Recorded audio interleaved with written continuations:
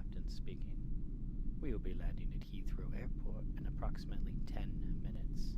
Would you kindly fasten your seatbelts, bring your seats to the upright positions, and observe the non-smoking signs?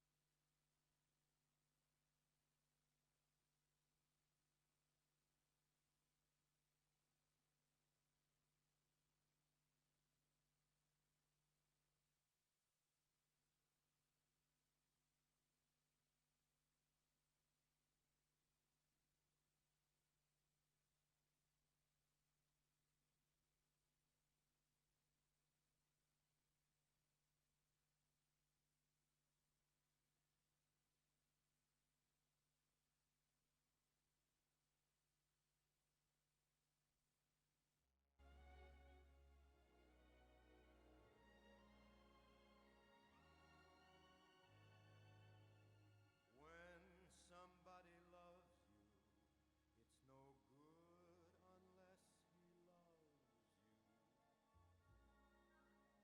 All the way, happy to be near you when you need someone to cheer you. All the way, taller than the tallest tree is, that's how it's got to feel.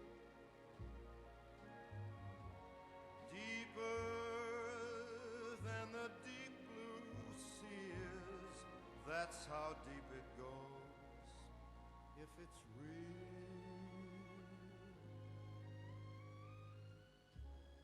When somebody needs you, it's no good unless he needs you.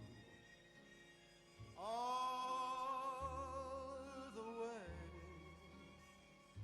through the good or lean years, and for all the in-between years, come what may. Who knows where the road will lead us? Only a fool would say. But if you let me love you, it's for sure I'm gonna love you all the way, all the way.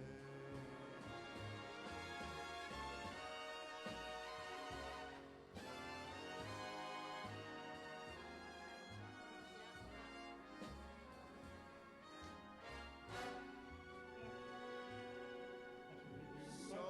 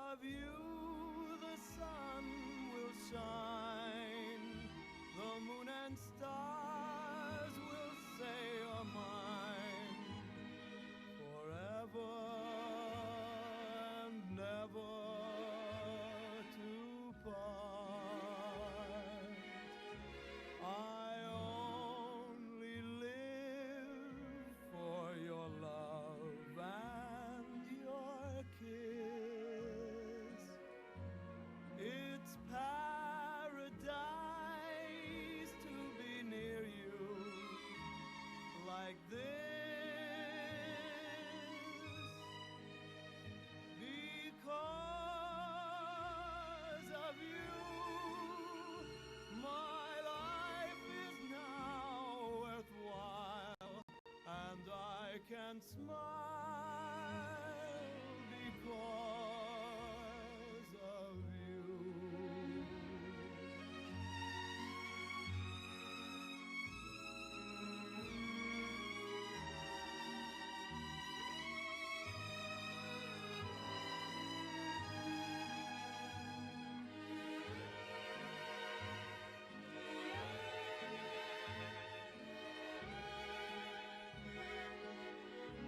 I only live for your love and your kiss. It's paradise to be near you like this. Because of you, my life is now worthwhile, and I can smile because of you.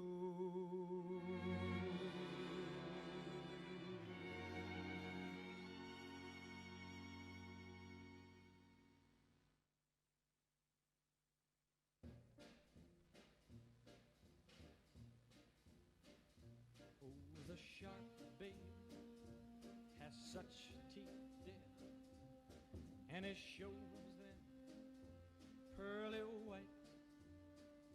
Just a jackknife has old Maggie Heath, babe, and it keeps it out of sight. You know when that shark bites with his teeth, babe, scarlet billows start to spread. Fancy gloves, though, wears old Maggie Heath, babe, so there's never a trace of red. Now on the sidewalk, ooh, Sunday morning, lies a body just oozing life, and someone sneaking round the corner. Could that someone be Mac the Knife? There's a tugboat down by the river, don't you know, where a cement bag just drooping on down. Oh, that cement is just, it's there for the weight to dare. 5 will get you 10 old Mackies back in town. Now did you hear about Louis Miller? He disappeared, babe, after drawing out all his hard-earned cash. And now Maggie Heath spins just like a sailor. Could it be our boy's done something rash?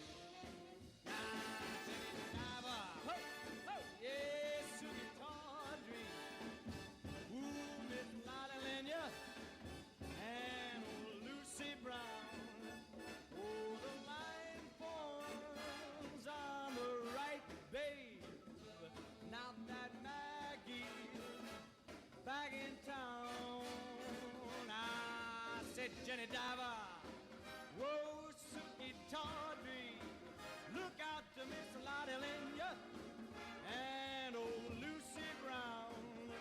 Yes, that line forms on the right, babe, not that Maggie's back in town.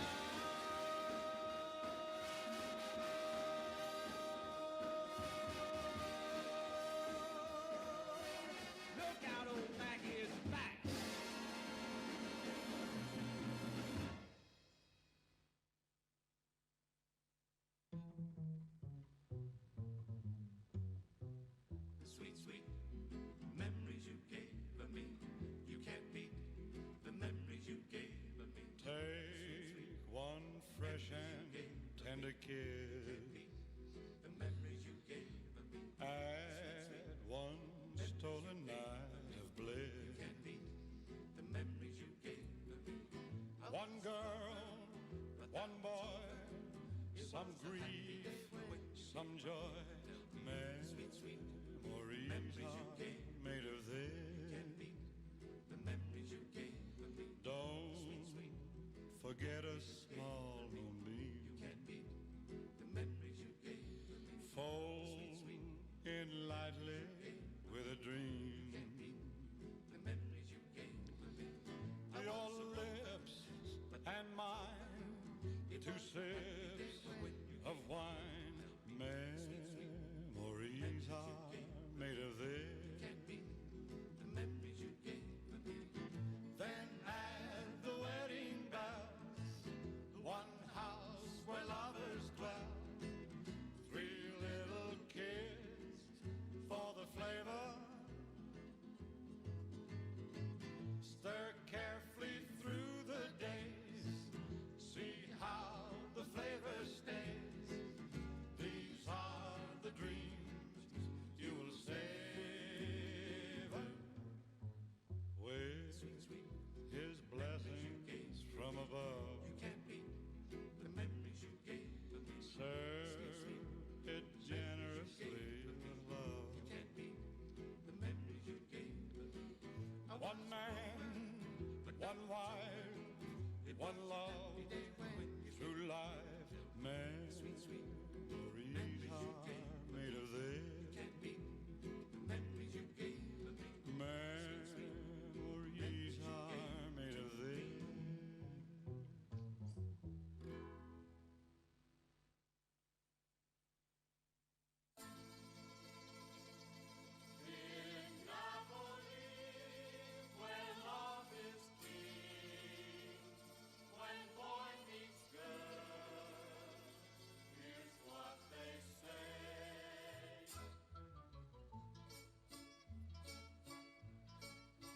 When the moon hits your eye like a big pizza pie, that's amore.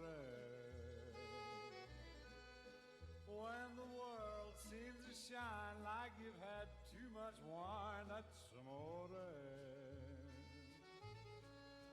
Bells will ring, ting-a-ling-a-ling, ting-a-ling-a-ling, and you'll sing Vita Bella. Hearts will play tippy-tippy-tay, tippy-tippy-tay, like a gay tarantella. When the stars make you drool, just like a pastifazool, that's amore. When you dance down the street with a cloud at your feet, you're in love. When you walk in a dream, but you know you're not dreaming, signore. Scusa me, but you see, back in old Napoli, that's amore.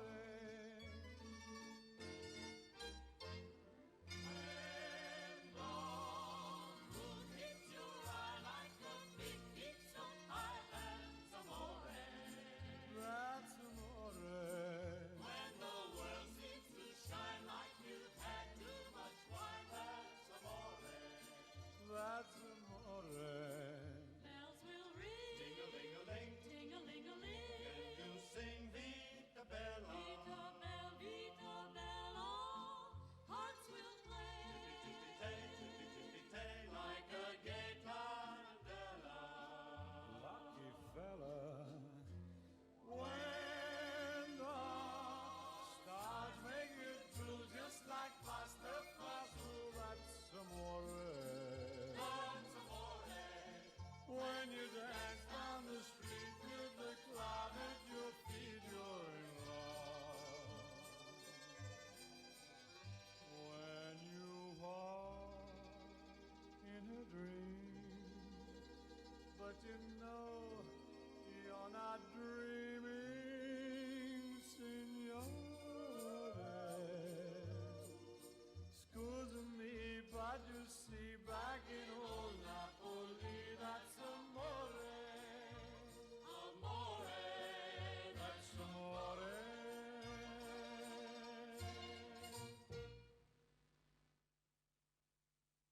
Ladies and gentlemen, In keeping with the government guidelines, we would like to remind patrons that for your own safety and that of your fellow patrons and staff, it is requested that you wear a suitable face covering whilst in the auditorium and other public areas of this theatre.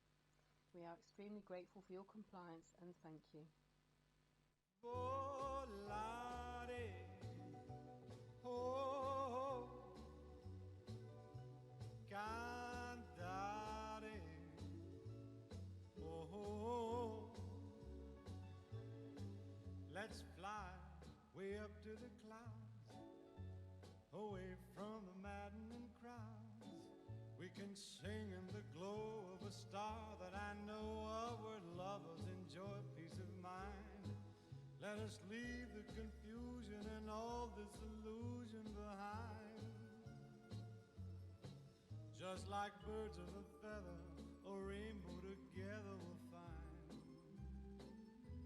Volare,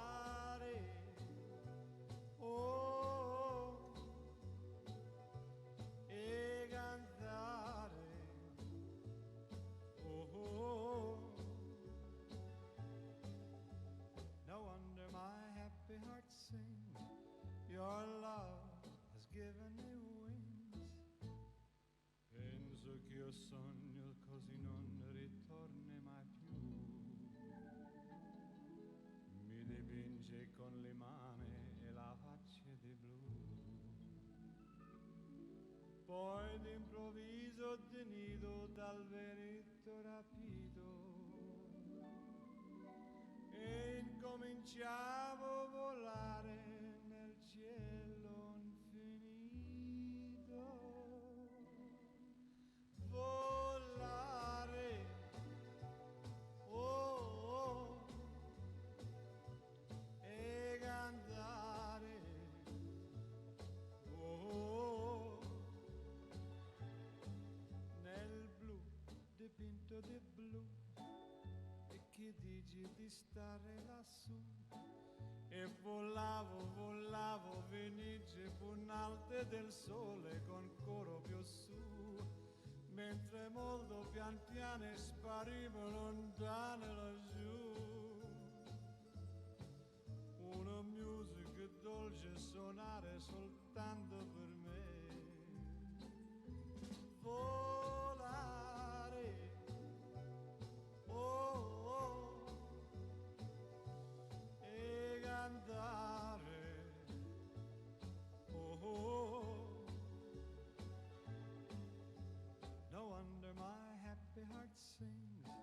Your love has given me wings. Nel blu dipinto di blu, venite di stare lassù. Nel blu dipinto di blu.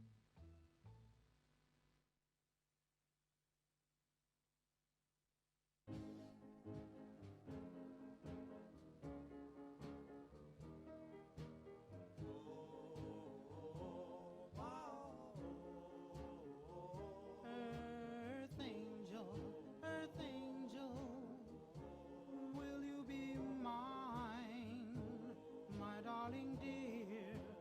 Love you all the time. I'm just a fool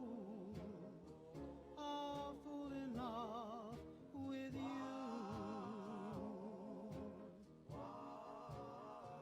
Earth angel, the one I adore, love you forever and evermore. I'm just a fool in love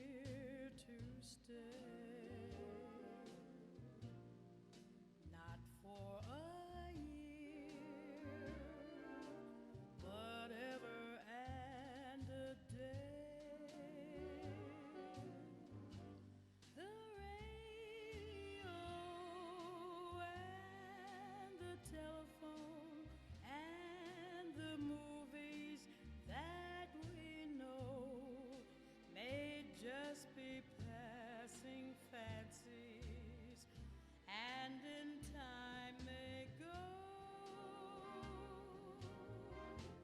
But oh, my dear, our love is here to stay.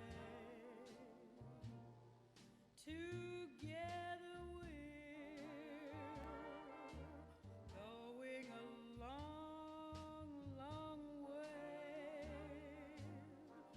In time the Rockies may crumble, Gibraltar may tumble.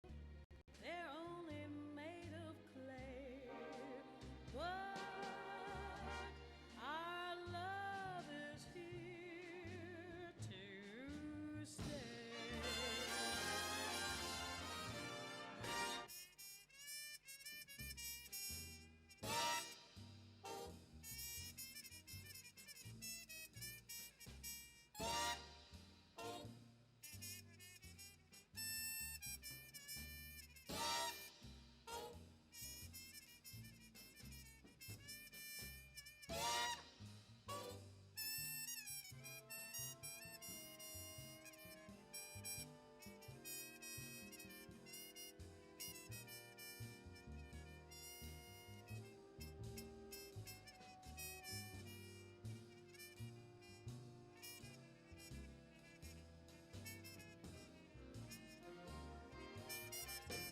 But oh, my dear, our love is here to stay. Together we're going a long, long way.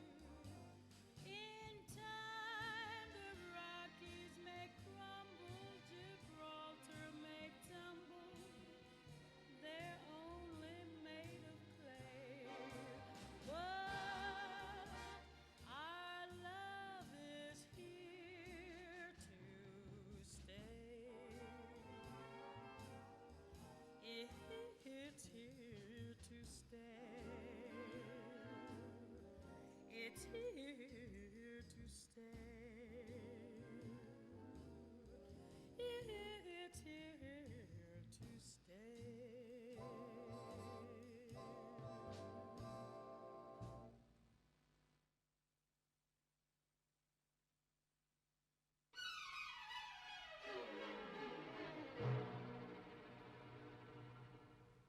Everybody loves somebody sometime. Everybody falls in love somehow. Something in your kiss just told me my sometime is now. Everybody finds somebody someplace. There's no telling where love may appear. Something in my heart keeps saying my someplace is here. If I had it in my power, I'd arrange for every girl to have your charm. Then every minute, every hour, every boy would find what I found in your arms. Everybody loves somebody sometime. And although my dream was overdue, your love made it well worth waiting for someone like you. If I had it in my power, I would arrange for every girl to have your charm. Every minute, every hour, every boy would find what I found in your arms. Every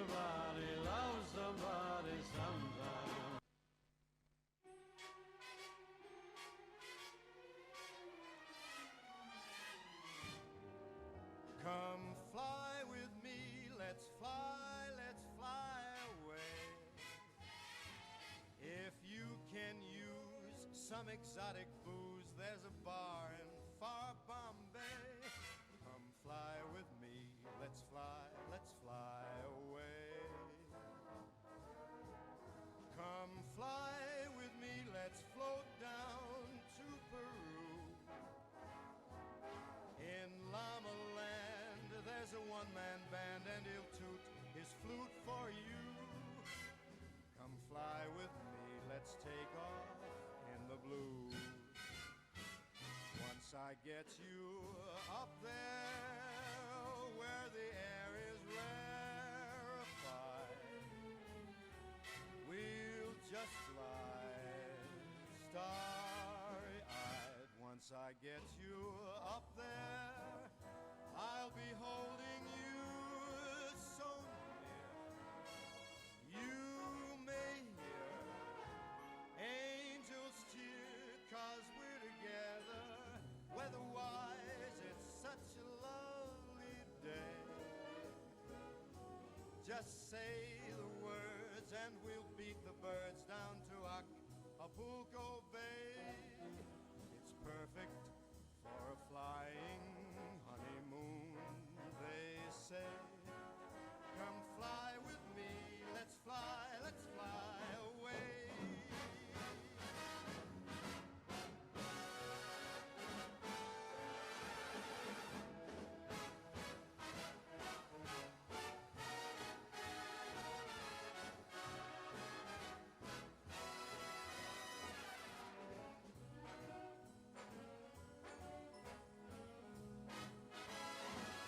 Once I get you up there where the air is rarefied, we'll just glide starry-eyed. Once I get you up there, I'll be holding you so near. You may hear angels cheer, 'cause we're together. Weather-wise, it's such a lovely day. You just say the words and we'll beat the birds down to Acapulco Bay. It's perfect for a flying honeymoon, they say. Come fly with me, let's fly, let's fly. Pack up, let's fly away.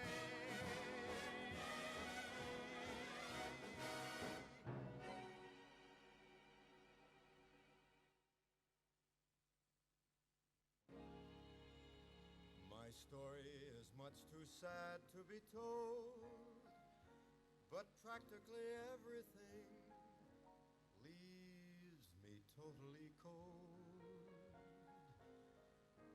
The only exception I know is the case when I'm out on a quiet spree, fighting vainly the old ennui. And I suddenly turn and see your fabulous face.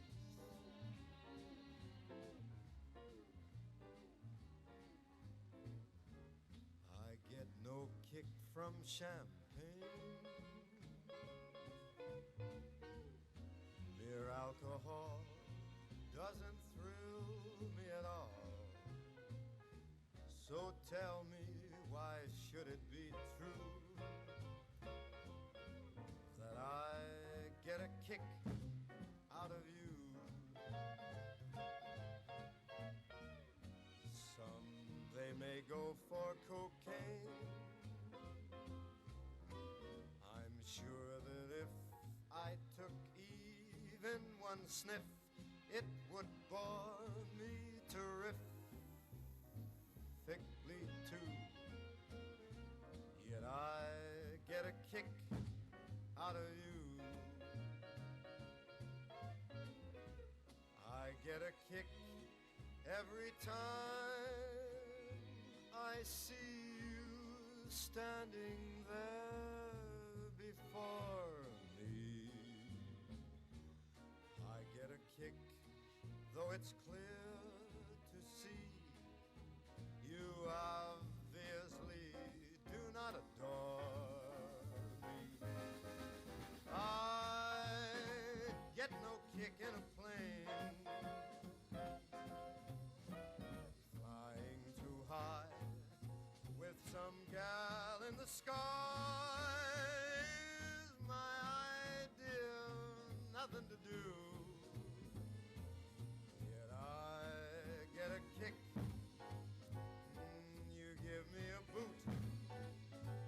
I get a kick out of you.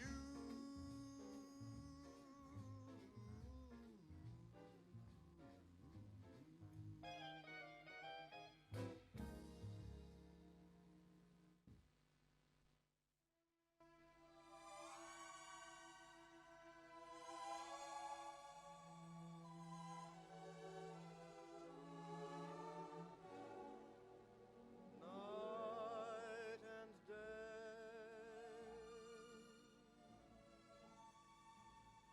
you are the one. Only you, 'neath the moon or under the sun, whether near to me or far, it's no matter, darling, where you are, I think of you. Day and night, night and day. Why is it so that this longing for you follows wherever I go?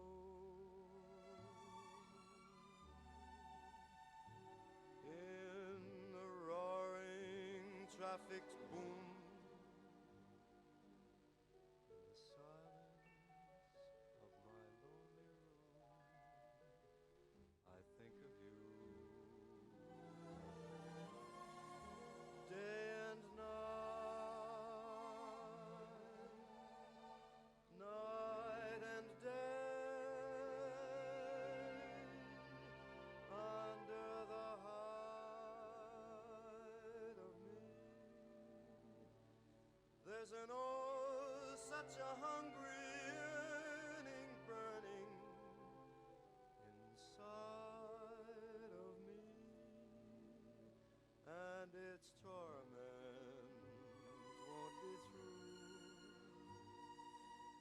till you let me spend my life making love to you. Day and night, night and day.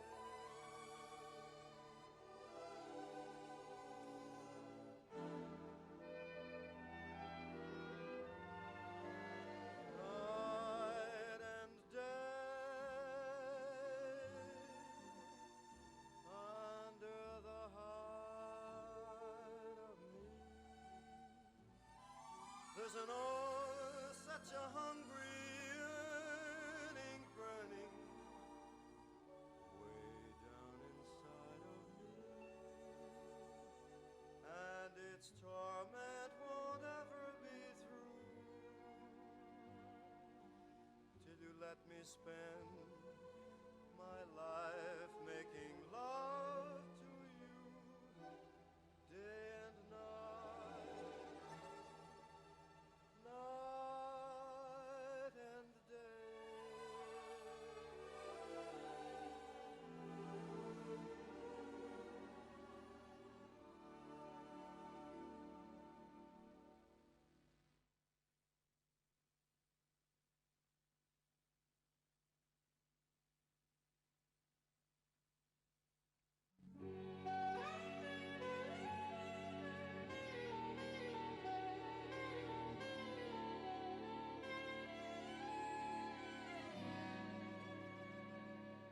There are many, many crazy things that will keep me loving you. And with your permission, may I list a few? The way you wear your hat, the way you sip your tea, the memory of all that. No, no, they can't take that away from me. The way your smile just beams, the way you sing off key, the way you haunt my dreams. No, no, they can't take that away from me. We may never, never meet again on that bumpy road to love. Still I'll always, always keep the memory of the way you hold your knife, do-do-do-do-do-do, the way we danced until 3, the way you've changed my life. No, no, they can't take that away from me. No, they can't take that away from me.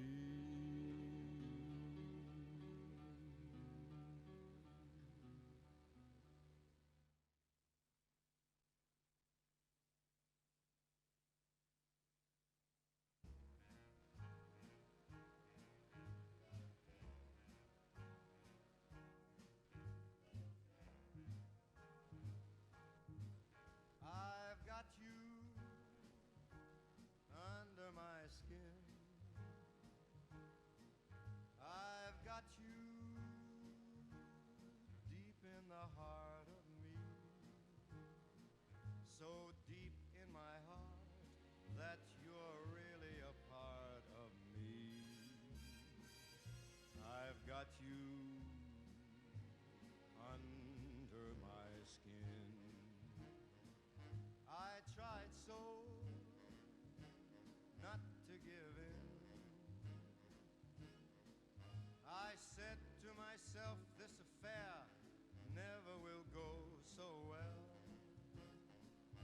But why should I try to resist when, baby, I know so well I've got you under my skin. I'd sacrifice anything, come what might, for the sake of having you near, in spite of a warning voice that comes in the night and repeats in my ear. Don't you know, little fool, you never can win. Use your mentality, wake up to reality. But each time that I do, just the thought of you makes me stop before I begin.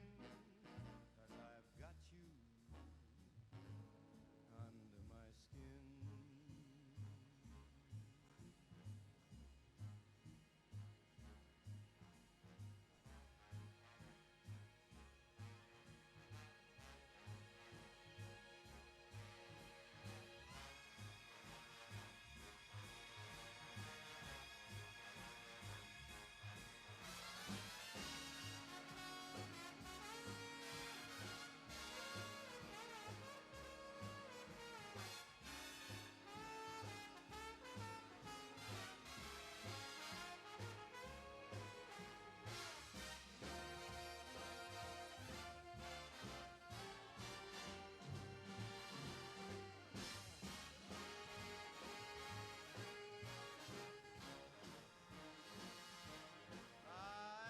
Sacrifice anything, come what might, for the sake of having you near, in spite of a warning voice that comes in the night and repeats how it yells in my ear. Don't you know, little fool, you never can win. Why not use your mentality? Step up, wake up to reality. But each time I do, just the thought of you makes me stop just before I begin.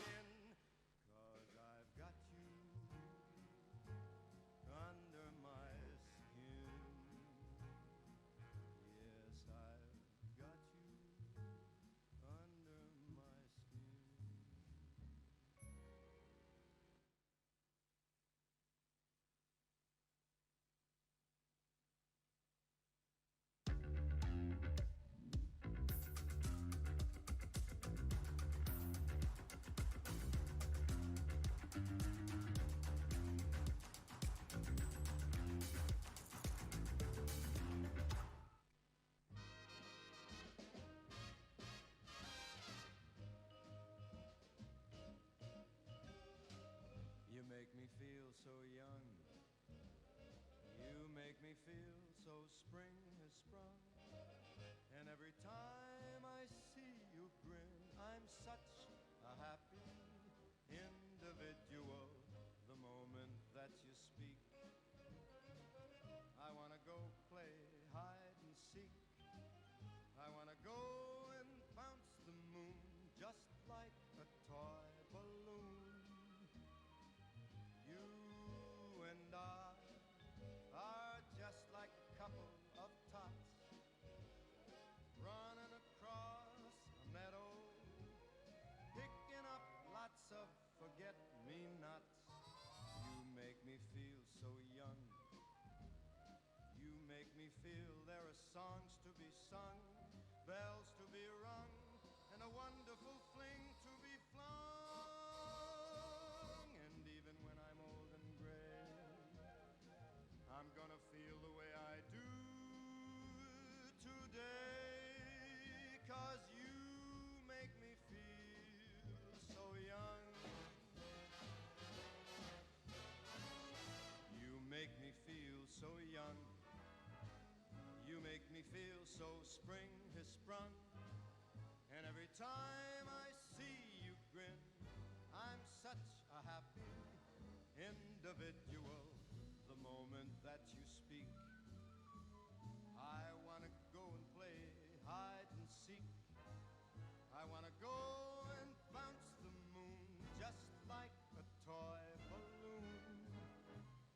You and I are just like a couple of tots running across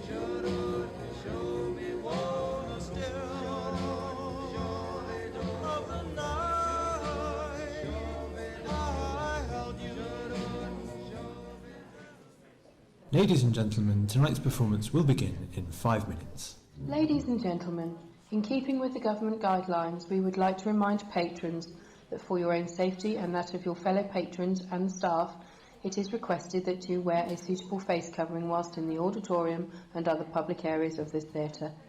We are extremely grateful for your compliance and thank you.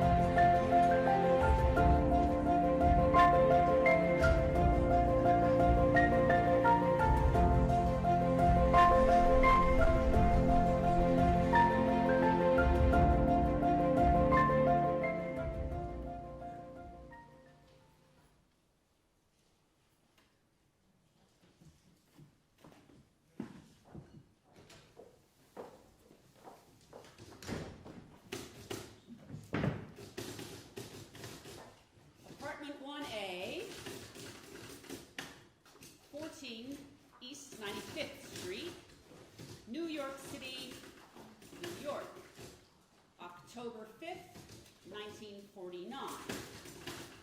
To Marks and Company, 84 Charing Cross Road, London, WC2, England. Gentlemen, your ad in the Saturday Review of Literature says you specialize in out-of-print books. The phrase antiquarian bookseller scares me somewhat, as I equate antique with expensive. I'm a poor writer with an antiquarian taste in books, and all the things I want are impossible to get over here except in very expensive, rare editions, or in Barnes & Noble's grimy, marked-up schoolboy copies. I enclose a list of my most pressing problems. If you have any clean, second-hand copies of any of the books on the list for no more than $5 each, will you consider this a purchase order and send them to me? Very truly yours, Helene Hanff. Miss Helene Hanff. Dear Madam, reply to your letter dated October the 5th. We managed to solve 2/3 of your problem.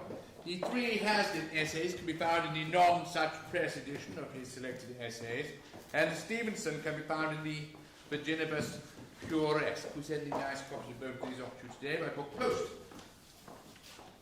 The Lee Hunt will not be so easy, but I shall see if I can find a nice attractive volume for you. We do not have a Latin Bible in stock, but we do have a Latin New Testament and a Greek New Testament.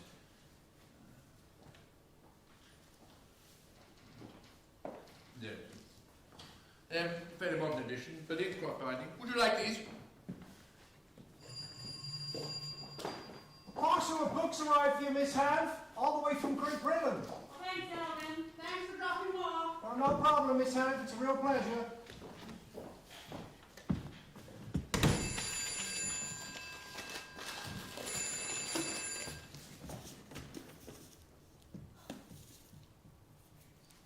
Gentlemen, the books arrived safely.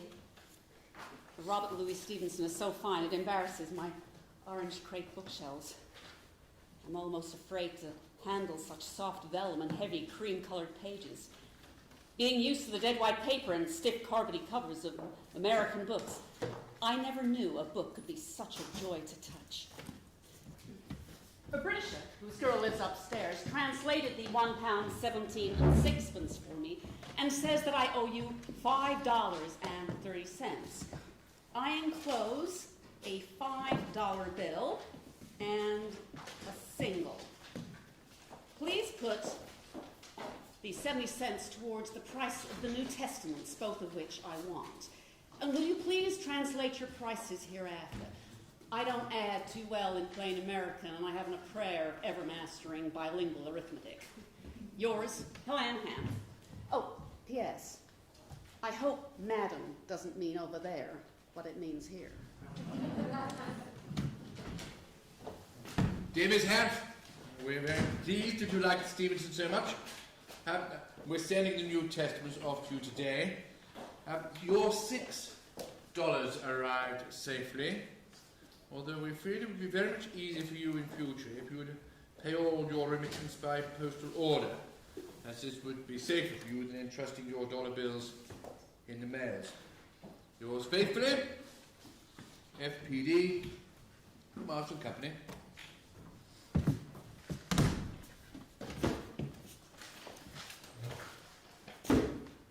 What kind of black Protestant Bible do you call this? Kindly inform the Church of England that they have loused up the most beautiful prose ever written. Whoever told them to tinker with the Vulgate Latin? They'll burn for this, you mark my words. Oh, it's nothing to me. I'm Jewish. But I have a Catholic sister-in-law, a Methodist sister-in-law, and a whole raft of Presbyterian cousins from my great-uncle Abraham, who converted. Oh, and an aunt who was a Christian Science healer. And I'd like to think that none of them would countenance this Anglican Latin Bible if they knew it existed. Or as it happens, they don't know Latin existed. Oh, to hell with it. I've been using my Latin teacher's Vulgate. What I imagine I'll do is I'll keep using it until you manage to send me one of my own. I enclose $4 which Brian, an English boyfriend of Kay upstairs, says will cover the $3.88 I owe you. Please put the 12 cents towards a cup of coffee. We don't have a post office near here, and I'm not going all the way down to Rockefeller Plaza to stand in line for a $3.88 money order. If I wait till I get there for something else, I won't have the $3.88 anymore. I have implicit faith in the U.S. Airmail and His Majesty's Postal Service. Oh, P.S. Do you have a copy of Landor's Imaginary Conversations? I think there are several volumes. The one I want is the Greek Conversations. If there's a dialogue between Aesop and Rhodope, that'll be the one I want. Yours, Helene Hanff. Dear Miss Hanff, your $4 arrived safely. We happen to have in stock Volume 2 of the Works and Life of Walter Savage Landor. It's quite an old edition, published in 1876, but it has the Greek dialogues you mentioned, and some of the Roman ones as well. Sending it off to you today with an invoicing code. My book post. Sorry we made the mistake with the Latin Bible. I'll try and find a Vulgate for you. Not forgetting the Lee Hunt. Yours faithfully, FPD, Master Company.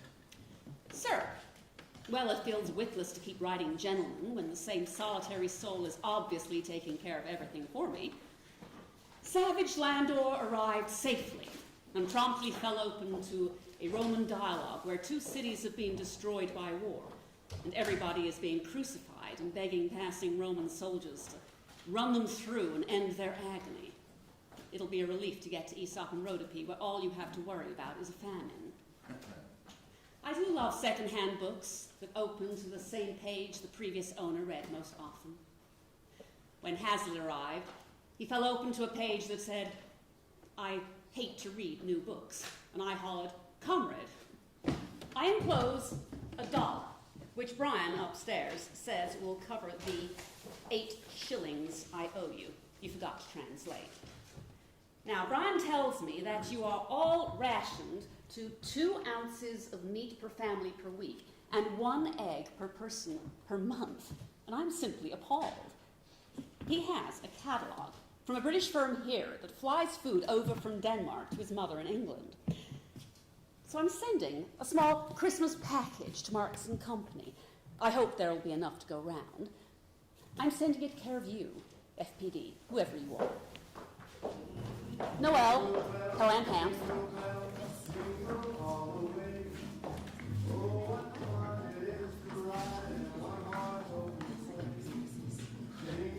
Dear Miss Hanff, just a note to say that your gift parcel arrived safely. FPD, crisis. I sent that package off. The chief item in it was a 6-pound ham. I thought you could take it to a butcher and have it sliced up so everybody could have some to take home. But then I noticed your invoice. It says, B. Marks, M. Cohen, proprietors. Are they kosher? I could rush over a tongue. Advise, please. We shared it all amongst the staff. Mr. Marks and Mr. Cohen insisted we share it and not include the bosses. I must say that everything you included in the parcel was either something that we had never seen before or something that could only be had on the black market. We're all extremely grateful for it. We all send our best wishes for Christmas and 1950. Yours faithfully, Frank Doel. Frank Doel? For Marks and Company. Frank Doel. Frank Doel. Frank Doel, what are you doing over there? You aren't doing anything. You're just sitting around. Where is the Lee Hunt? Where is the Oxford verse? Where is the Vulgate and dear goofy John Henry Newman? I thought they'd be such nice uplifting reading for Lent, and yet nothing do you send me. You leave me sitting here writing long margin notes and library books that don't belong to me. One of these days they're going to find out I did it and take my card away. I have made arrangements with the Easter Bunny to send you an egg. He will get over there and find that you have died from inertia. I require a book of love poems with spring coming on.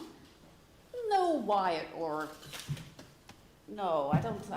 No, none of those poets who like to make love with lobbering. I don't like those, no. Send me more Wyatt or Johnson, yes. Just a small book, you know, something I can just fit in the slacks pocket and take to Central Park. Well, go on, go look for it.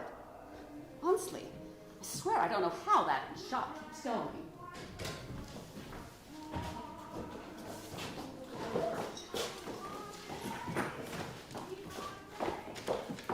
David Hanff, just another quick note to say your Easter parcel arrived. We're all delighted to see the tins and the boxes of shelled eggs, and I know that the rest of the staff will join me in thanking you and Very kind and generous thoughts to us.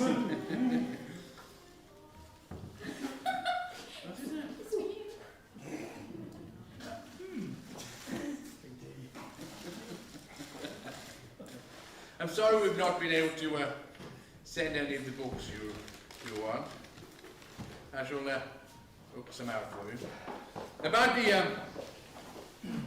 book of love poems. Every now and again we do get one of those in stock. Haven't got one at the moment, I don't think. But I shall look one out for you. Yours faithfully, Frank Doel, for Marks & Company.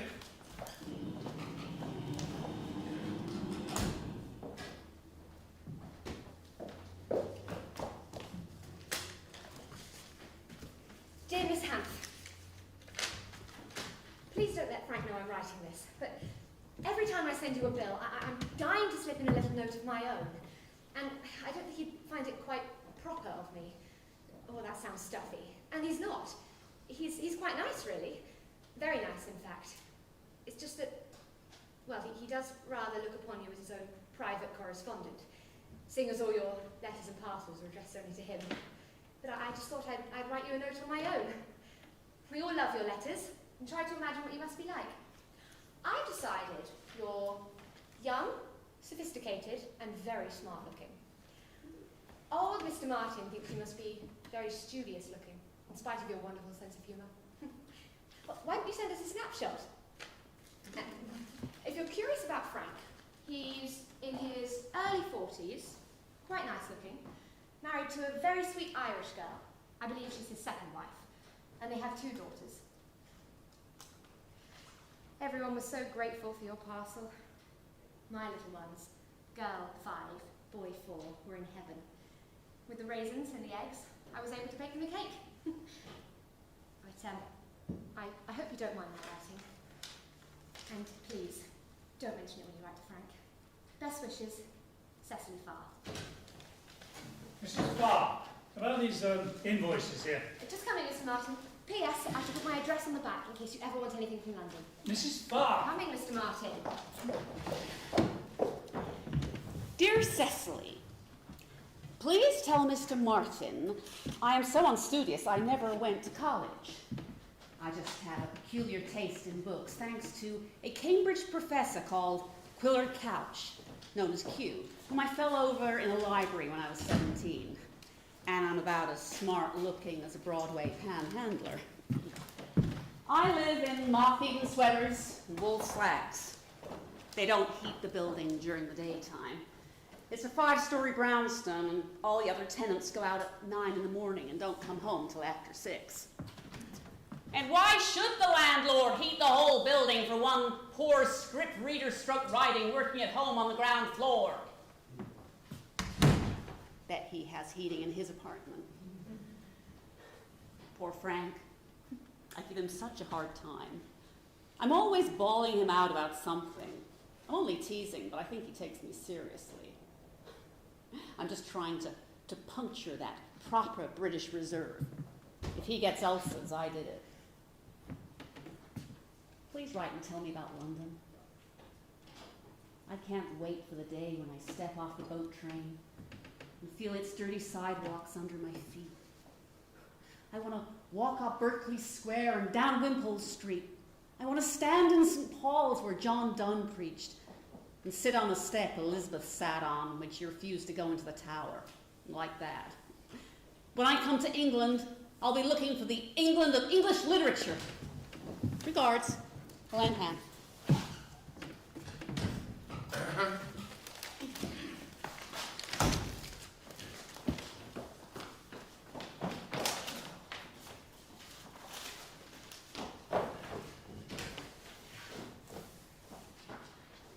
Dear Miss Hanff, it's such a long time since we wrote you. I do hope you do not think we have forgot about you and your wants. I have you been able to obtain a copy of the Oxford Book of English Verse, original blue cloth binding, printed on India paper, 1905. There is an inscription on the flyleaf, but other than that, it's a good second-hand copy. Price $2.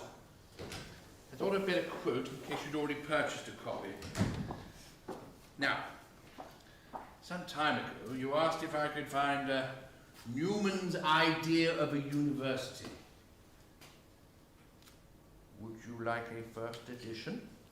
Price $6. If you like these books, we will put them on one side until you've had time to reply. He has a first edition of Newman's Idea of a University for $6, and do I want it? Oh, dear Frank, yes, I want it. I won't be fit to live with myself. I've never cared about first editions per se, but a first edition of that book, oh my, I can just see it. Oh, send the Oxford Verse as well. Never mind if I wanted something from somewhere else anymore. Why should I go all the way down to 17th Street to look for dirty, badly made American books when I can get beautiful, clean, second-hand ones from you without even leaving my typewriter? Send the Oxford Verse. Yeah, so I can close $8. Oh, here, yes, enclosed. Please, God, please find $8. Did I tell you about Brian upstairs? He buys these physics tomes from a specialist bookstore in London. He bought an expensive set, and he went all the way down to Rockefeller Plaza to get a money order and cable it, or whatever it is you do with them. He's a businessman. He does things right. He's not sloppy and haphazard like me. Well, the money order got lost in the post. Oh, His Majesty's Postal Service. Dear Helene, I bought the enclosed snapshots for the shop with me weeks ago, but we've been so frightfully busy I haven't had any time to post them. They were taken in Norfolk, where Doug, that's my husband, is working with the RAF. I'm afraid none of them are very flattering of me, but they're the best we have of the children, and the one of Doug alone is very good. My dear, I do hope you get your wish to come to England. Well, why not save up your pennies and come along next summer? Mummy and Daddy have a house up in Middlesex. They'd be delighted to put you up. In fact, Megan Wells and I are going for a week's holiday to Jersey in July. Why don't you come with us? And then you could economise the rest of the month in Middlesex. Oh, listen, artist, trying to see what I'm writing, so I shall have to close. Sincerely, Cecily.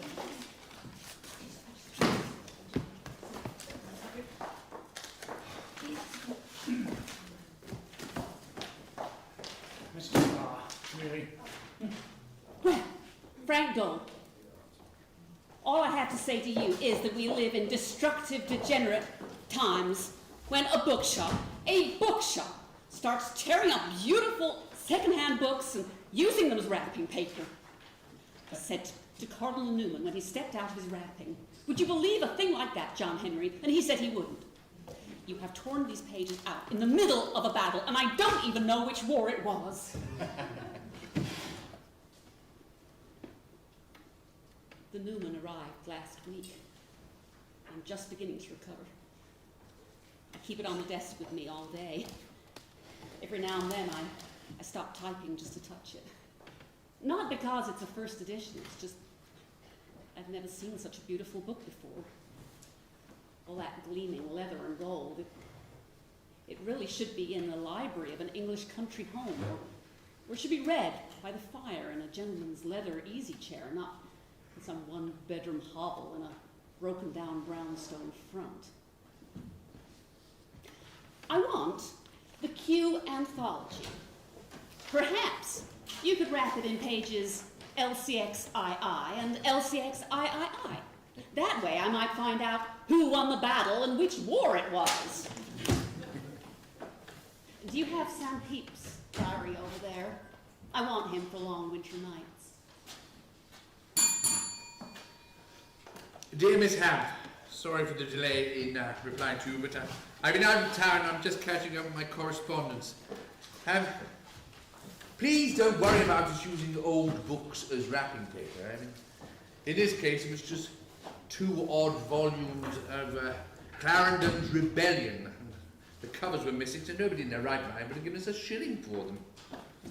Now, about the Sir Roger de Coverley papers. We're sending off a book to you today which has a good selection of them in. It also has some essays by Chesterfield and Goldsmith. Price is $1.15. The Quiller Couch anthology, The Pilgrim's Way, is on the same parcel, and the balance due is how much? $1.85. So your $2 more than covers it. We have no Pepys in stock at present, but I shall look one out for you.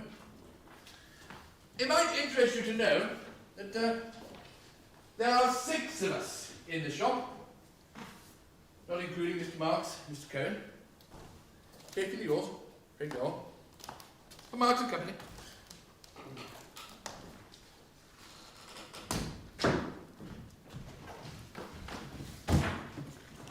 Dear Helene, now, there are many ways of doing it, but Mummy and I think this is the simplest for you to try. Take a cup of flour, an egg, half a cup of milk, and a good shake of salt. And put it all together in a mixing bowl. Beat together until it is the consistency of thick cream. Put it in the fridge for several hours. It's best if you make it in the morning. And when you put your roast in the oven, put in an extra pan to heat. Half an hour before your roast is done, pour a bit of the roast grease into the baking pan, just enough to cover the bottom, which will do. But the pan must be very hot. Now, pour the pudding in, and the roast and the pudding will be done at the same time. I don't quite know how to describe it to someone who's never seen one. A good Yorkshire pudding should puff up very high and brown and crisp. And when you cut into it, it should be hollow inside. The RAF is still keeping Doug in Norfolk, but we are firmly hoarding his Christmas tins until he comes home. Oh, my dear, what a celebration we shall have when he does. I do think you oughtn't to spend your money like that. Anyway, must signpost this if it's to arrive in time for Brian's birthday dinner. Do let me know if it's a success. Love, Cecily. Dear Cecily, Yorkshire pudding out of this world. We have nothing like it here. I had to describe it to somebody as a high, smooth, curved, empty waffle. Please, don't worry about what the food parcels cost. I have such a great time in the catalogue. I sit down, spread it out in front of me, and I debate the relative merits of parcel 105, 1 dozen eggs and 1 tin of sweet biscuits, or parcel 107B, 2 dozen eggs and no sweet biscuits. I don't like the 1 dozen eggs parcels. What is 2 eggs for anyone to take home, but no sweet biscuits? So it's a problem. The producer, who likes my plays, but not enough to produce them, has just called. He's producing a TV series, and he wants to know if I would like to write for television. 2 bills, he said carelessly, which turns out to mean $200. And me, a $40 a week script reader. Well, I'm going down to see him tomorrow. Keep your fingers crossed for me. Best, Helene. Dear Helene, your marvellous Easter parcels arrived, but everyone was rather upset because Frank left the city for business the next morning, so hasn't written to thank you. And of course, nobody else quite dares to write to Frank's Miss Hanff. Love, Cecily.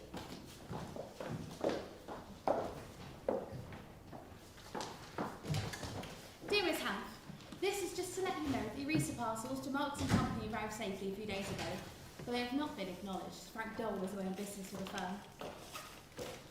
I did feel I was right in telling you how exceedingly grateful we all are for your kindness and generosity. We do hope you'll be able to come to England one of these days. We should be sure to make your trip a happy one. Sincerely, Megan Wells.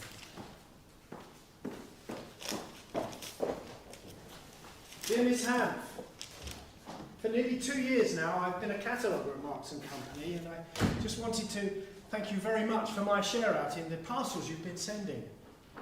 I live with my great aunt who is 75, and well, if you could have seen the look of delight on her face when I brought home the meat and the tin of tongue, you would realise just how grateful we all are. It's certainly good to know that someone so many miles away could be so kind and considerate to someone they've never even met. And I think everyone at the firm feels the same. Sincerely, Bill Humphreys.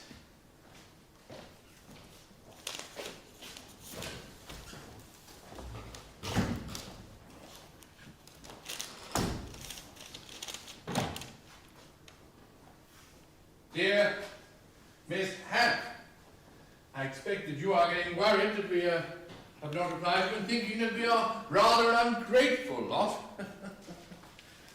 The truth is, I've been up and down the country in various stately homes trying to buy up books for our sadly depleted shelves.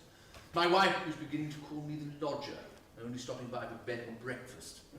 Of course, then when I turn up with a rather nice piece of MEAT, not forgetting the dried eggs and the other tins, well, all of a sudden I'm a very fine fellow and all is forgiven.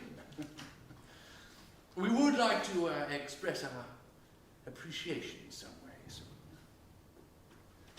Some time ago you asked if I could find you a little book of Elizabethan love poems. This is as close as I can get to it. To Helene Hanff.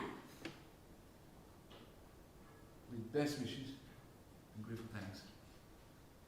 From us all at 84 Charing Cross Road. Thank you for the beautiful book. I've never been given a book before with the pages edged all in gold. Would you believe it arrived on my birthday?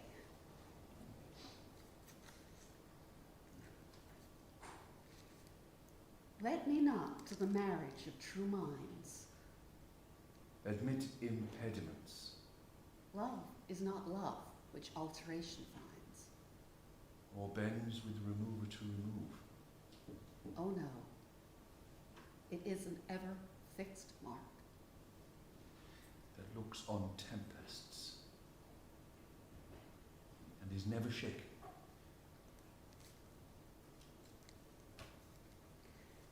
I wish you hadn't been so over-courteous to write your inscription on a card and not in the flyleaf. I expect you thought it would reduce the value of the bookseller coming out in all of you. You would have increased the value for the current owner and possibly for the future.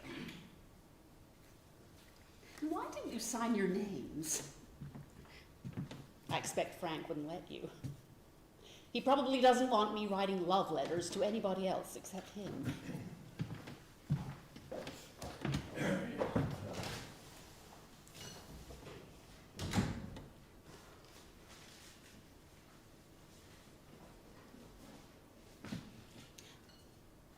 I send you greetings from America, faithless friend that she is, pouring millions into rebuilding Japan and Germany, whilst letting England starve.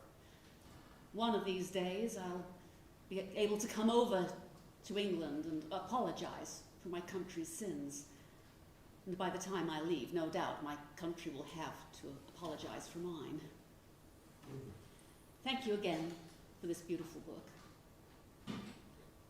I will try not to get too much gin or ashes on it. It really is too good for the likes of me.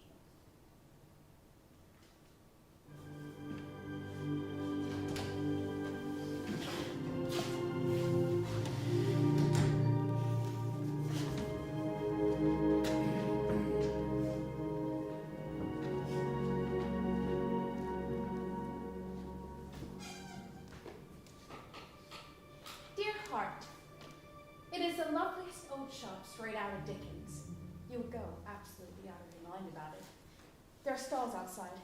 I've stopped and leafed through a few things just to establish myself as a browser before wandering in. It's dim inside. You smell it before you see it. It's a lovely smell. I can't articulate it easily, but it combines must and dust and age, and walls of wood and floors of wood. Towards the back of the shop, there's a desk with a work lamp on it. A man was sitting there. He was about 60 with a Hogarth nose. He looked up and said, "Good afternoon," in a North Country accent. And I said I just wanted to browse, and he said, "Please do." The shelves go on forever. They go up to the ceiling. They're very old and kind of grey, like old oak that has absorbed so much dust over the years they're no longer their true colour. And there's a print section with Cruikshank and Rackham and Spy and all those old wonderful English caricatures and illustrators that I'm not smart enough to know about. And there are some lovely old illustrated magazines. I stayed for about half an hour, hoping your Frank or one of the girls would show up, but it was about 1-ish when I went in, and I gathered they were all out for lunch and staying longer. As you will see, the notices for a play weren't sensational, but we're told they're good enough to assure us a few months' run. So, yesterday, I went apartment hunting, and I found a nice little bedsit or a Knightsbridge. I don't have the address here. I'll send it, or you can call my mother. We have no food problems. We eat in restaurants and hotels. The best places, like Claridge's, get all the roast beef and chops they want. The prices are astronomical. But the exchange rate is so good we can afford it. Of course, fire English, I would loathe us. Instead of which, they're absolutely wonderful to us. We're invited to everybody's home and everybody's club. The only thing we can't get in any form, however, is sugar or sweets, which I personally, thank God, I intend to lose a few pounds over here. Do you remember when we met in the ladies' room in the Roscoe Theatre and I couldn't get my falsies to stay put? And you said, "You don't need falsies. You have a perfect figure." I said, "Honey, I would have got the part if they'd known I was flat-chested." Well, I found the most perfect bra with built-in falsies. And where do you think I found it? No, not at Harrods, but at a tiny little shop in Kensington called Il Morocco. How about that? What you say I bring you back a pair? I'll tell you what, the next time we walk down Broadway, they're not going to recognize us. Right, me? Love, Maxine. Maxine, bless your dear heart. What a peachy description. You write better than I do. Now, I don't want to sound bitter, but I would like to know why the good Lord sees fit to allow you to browse around my bookshop whilst I am stuck here on 95th Street writing the TV adventures of Ellery Queen. Write me about London, the Inns of Court, Mayfair, the corner where the Globe stood, anything. I'm not fussy. Write me about Knightsbridge. It sounds so green and gracious in Eric Coates' London Suite.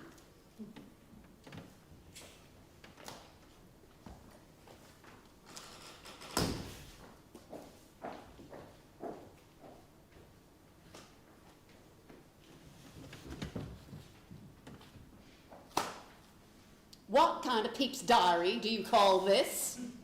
This is not a Peep's diary. This is some busybody editor's miserable selection of excerpts from Peep's diary. May he rot. I could spit.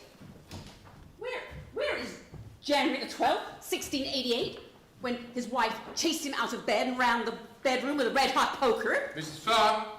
Where is Sir William Penn's son, who is giving everybody such trouble with his Quaker notions? One mention does he get in his whole pseudo-book. One! And me from Philadelphia. I enclose 2 limp singles.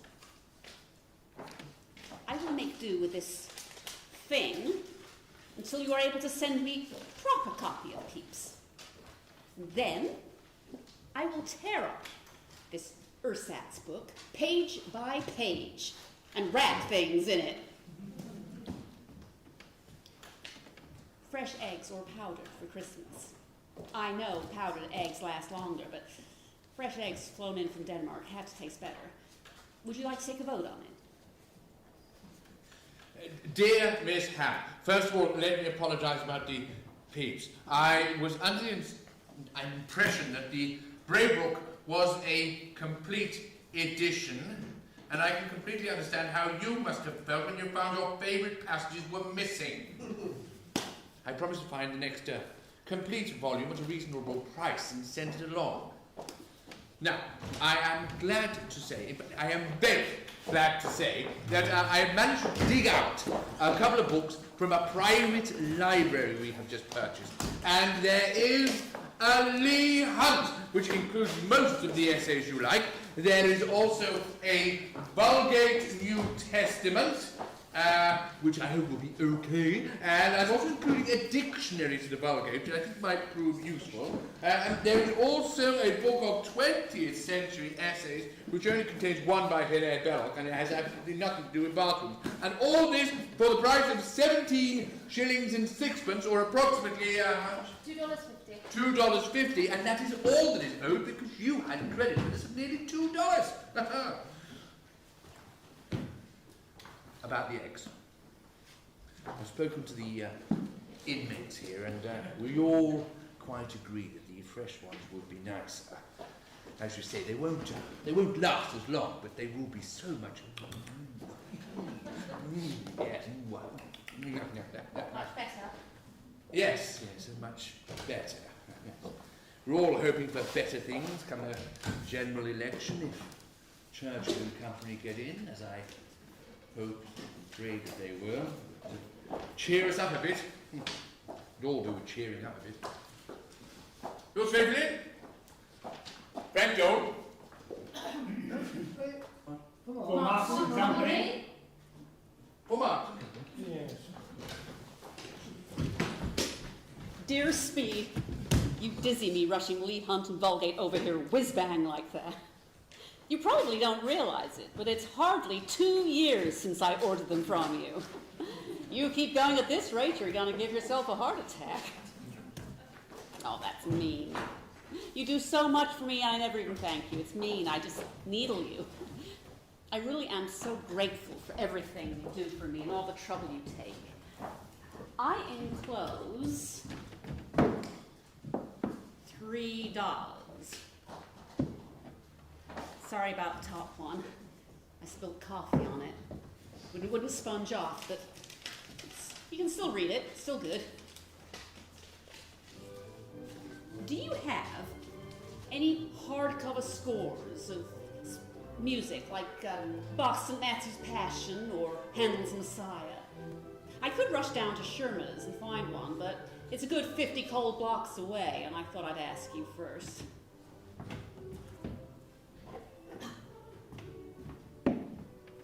Congratulations on Churchill & Co.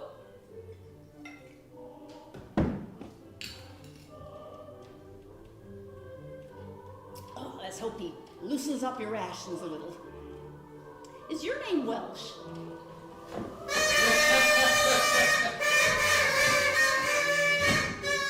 David Hanff, just know to say that your boxes of eggs, 2 boxes of eggs, and a tin of tongue arrived safely, and the rest of the staff join me in expressing our extreme gratitude. Oh, moment of peace. Mr. Martin, one of the old members of our staff, has been on the sick list for some time, so we gave him the lion's share of the eggs, a whole box, in fact. Now, I must say, God, would you please? I have to say, those tins of tongue are very inviting, very welcome for our cousins.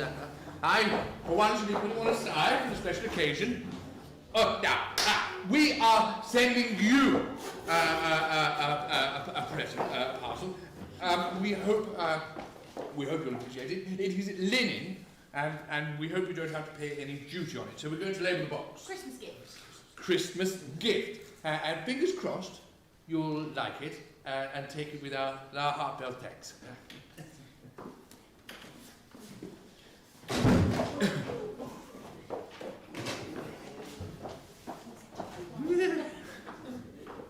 My name is certainly not Welsh. I think there are some French in it. The first Noel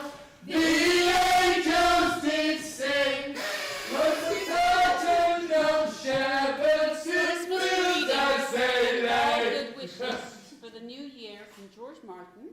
Bill Humphreys. Megan Wells. Cecily Farr. Frank Doel! And Jane Pemberton. Noel! Noel! Noel! Noel!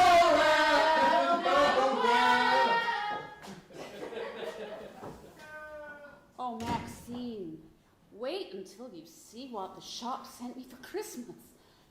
It's an Irish linen tablecloth, the color of thick cream. It's hand embroidered in an old-fashioned design of mainly flowers and leaves, each one worked in a different shade from very pale to very deep. Oh, you never saw anything like it. My junk shop drop leaf table never saw anything like it.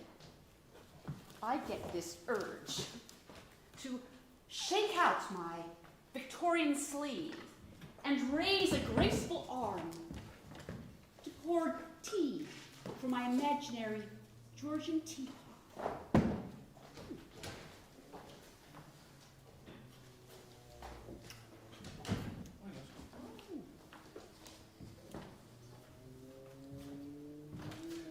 17th of January 1952. Dear Miss Hanff, we're so pleased that you enjoyed the cloth. Gave us a great deal of pleasure in sending it to you. It might interest you to know that it was embroidered by an old woman of over 80 who lives in the flat, an apartment next door to me.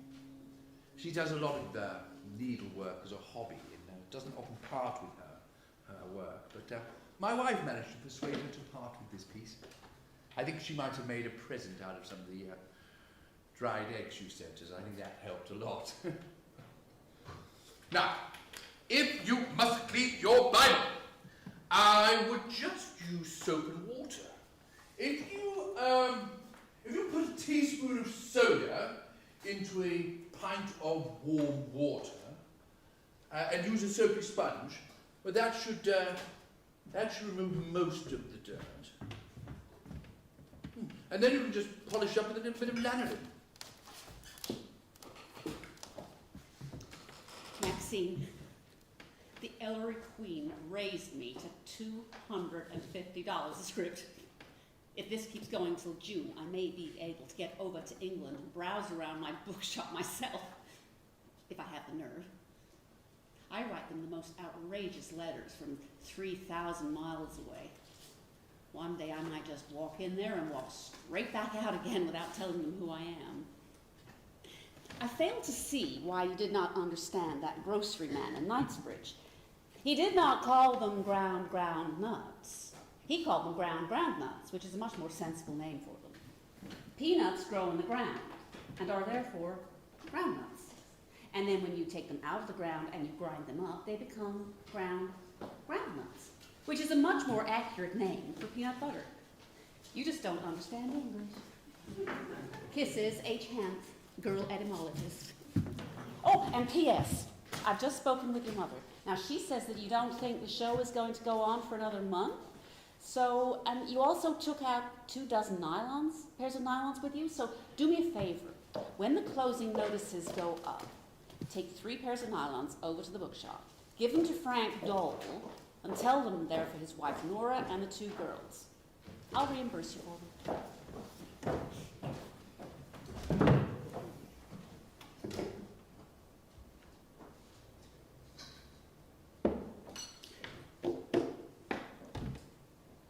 Frank Doel, what are you doing over there? I could rot whilst waiting for you to send me something to read. Why don't you add Walton's Lives to the list of books you aren't sending me? You can't even get Walton's Lives in the library here. Oh, you can look at it. They have one down at the 42nd branch, but not to take home. The lady said to me, shocked, read it here. Oh, what, so you sit in room 315 and you read the whole book without a cup of coffee, a cigarette, or air?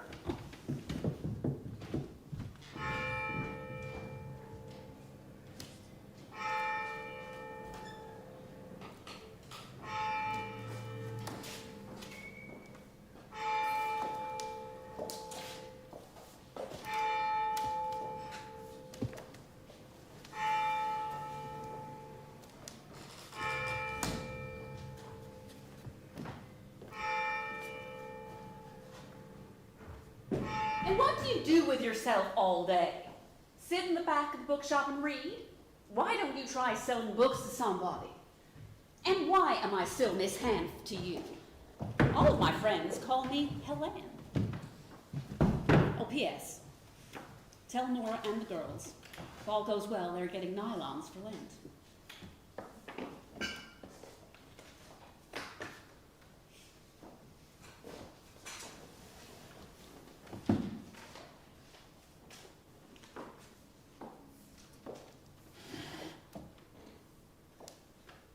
Dear Helene,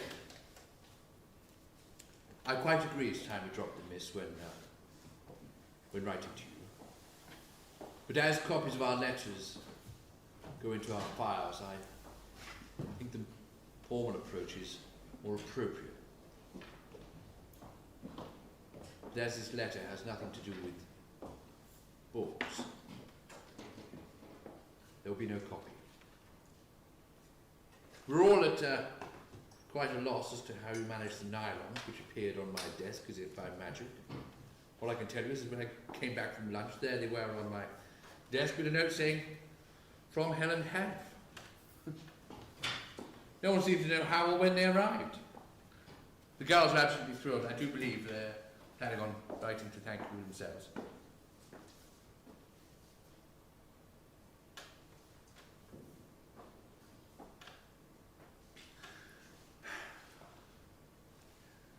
I'm sad to say that our dear friend, Mr. George Martin, who had been ill for some time, passed away in hospital last week.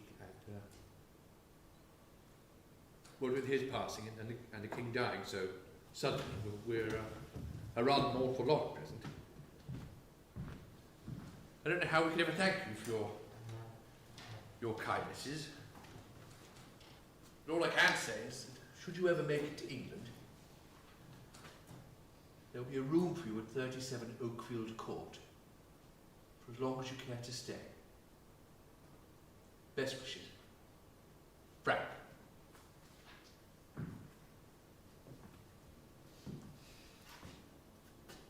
Oh my. I do bless you for this Walton's Lives. Isn't it incredible that a book that's published in 1840 can still be in such beautiful condition over 100 years later? Such beautiful, rough-cut, mellow pages they are. I do feel sorry for William T. Gordon, who wrote his name in the front cover in 1841. What a crummy lot of descendants he must have had, to sell it to you for nothing. Boy, I like to have run barefoot through his library before they sold it. It's a fascinating book to read. Did you know that John Donne eloped with the boss's high-born daughter, and he was thrown into the tower for it, and starved and found religion? My word. Now, I am enclosing a $5 bill. That Walton's Lives has made me very dissatisfied with my angler that I bought before I met you. So use the $2.50 that's left over to get me another copy of Angler. You better watch out. I'm coming over in 53 if Ellery is renewed. I'm going to climb up that Victorian book ladder. I'm going to disturb the dust and everybody's decorum. Or didn't I tell you I write arty murders for Ellery Queen? Oh yeah. All of my scripts have arty backgrounds like opera, concert hall, ballet, and all of my suspects and corpses are cultured. Perhaps I could write one about the rare book industry in your honor. You want to be a murderer or a corpse? Dear Helene, you see, I don't care for files anymore. Just so happens we have purchased a private library which contains a Walton's Complete Angler. We're going to send it off to you today by book post. I must say that your Ellery Queen scripts sound rather fun. We should have wait we could see them on our TV over here. Once livening up a bit. Our TV, I mean, not your scripts.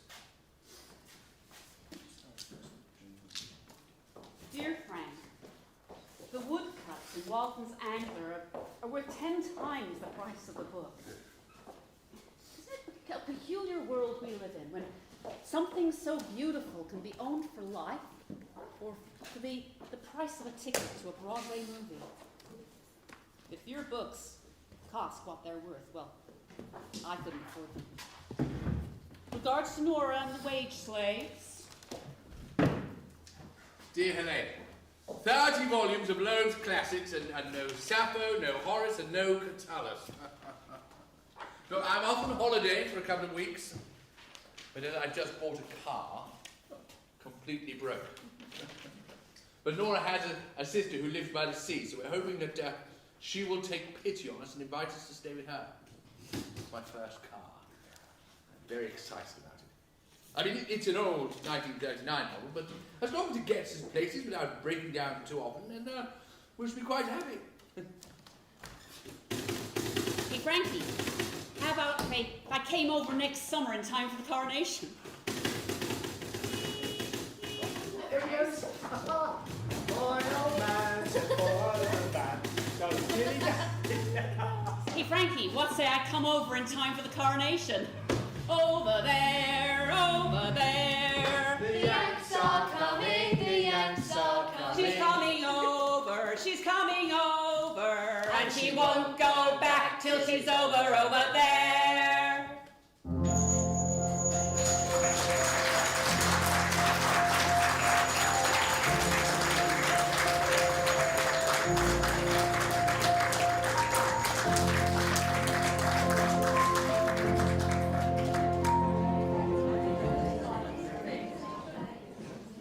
Ladies and gentlemen, there will now be a 20-minute interval.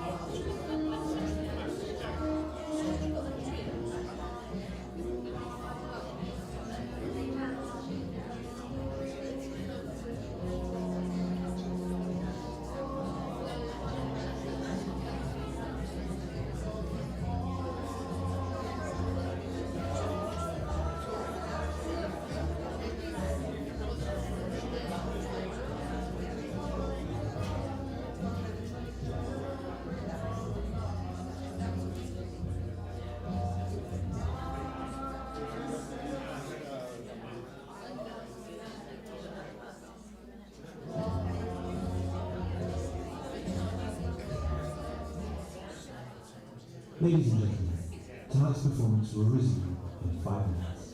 Thank you.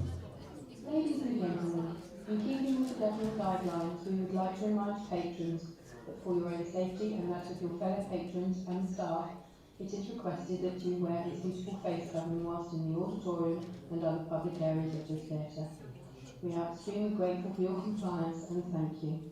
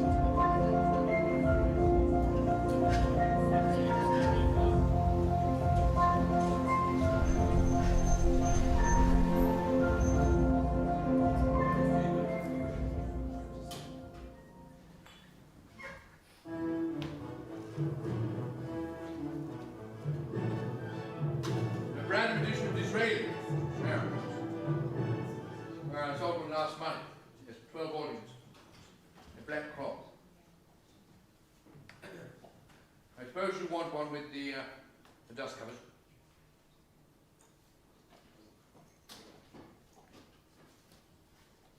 I think foils would be your best bet. Yeah. But as you come out of the lift, on the second floor, turn left, and it's the third bay on the right. Yeah, be about shoulder height. Well, no, the first volume's got an ugly book plate, but other than that, it's fine.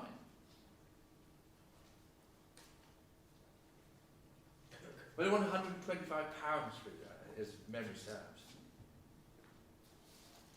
No, not at all. Not at all. Yes, good luck.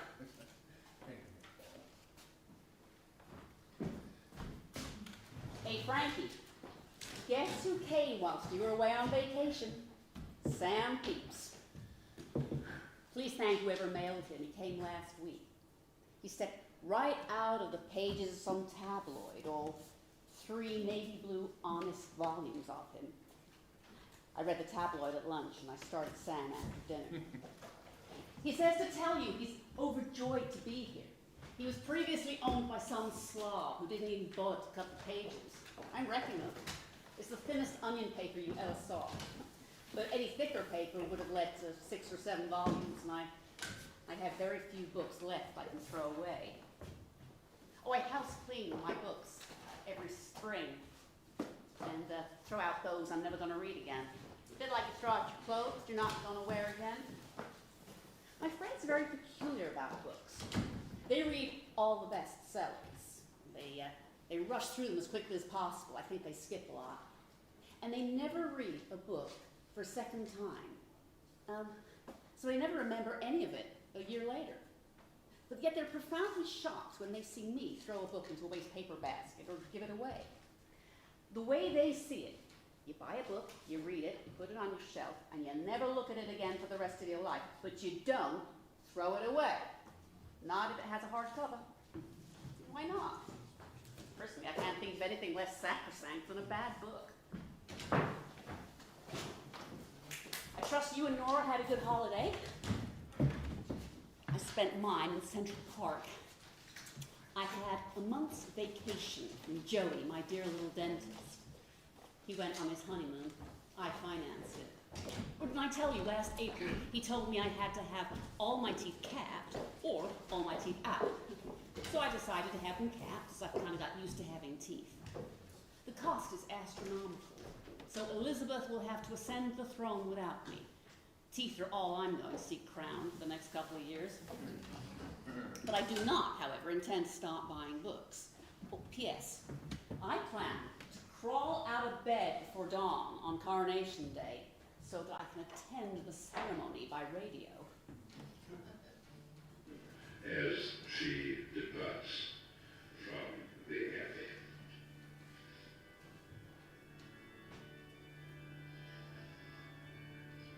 Now the Marshal takes up his place,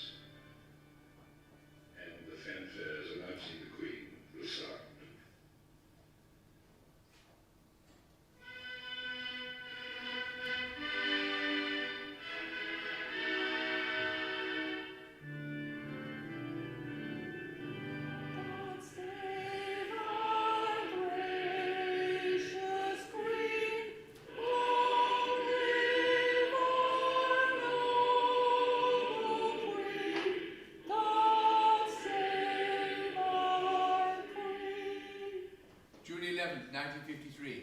Dear Helene, just a note to say that your gift pass arrived on June the 1st, just in time for our coronation celebrations. We had some friends round to watch it on our TV, so the ham was most welcome to provide them with something to eat. It's delicious. You know, we all drank to your health as well as the Queen's. It really is extremely generous of you to spend your hard-earned cash on us like this. I know the rest of the staff will join me in saying, thanks a lot! Hey, Frankie, you'll die when I tell you. Ellery Queen went off the air and I was shuffling around. piling up dental bills and feeling pale, when I was invited to write an outline for a TV show which dramatizes incidents from the lives of famous people. So I rushed home and I wrote an outline of an incident from the life of a famous person, and I sent it in, and they bought it, and I wrote the script, and they liked it. And they're going to give me more work in the fall. And what do you think I dramatized? John Donne eloping with the boss's daughter out of Walton's lives. Now, nobody who watches television has ever heard of John Donne, but everybody, thanks to Hemingway, knows no man is an island. All I had to do was write that in and it was sold. So that is how John Donne made the Hallmark Hall of Fame and paid for every book you ever sent me. Oh, and 5 teeth.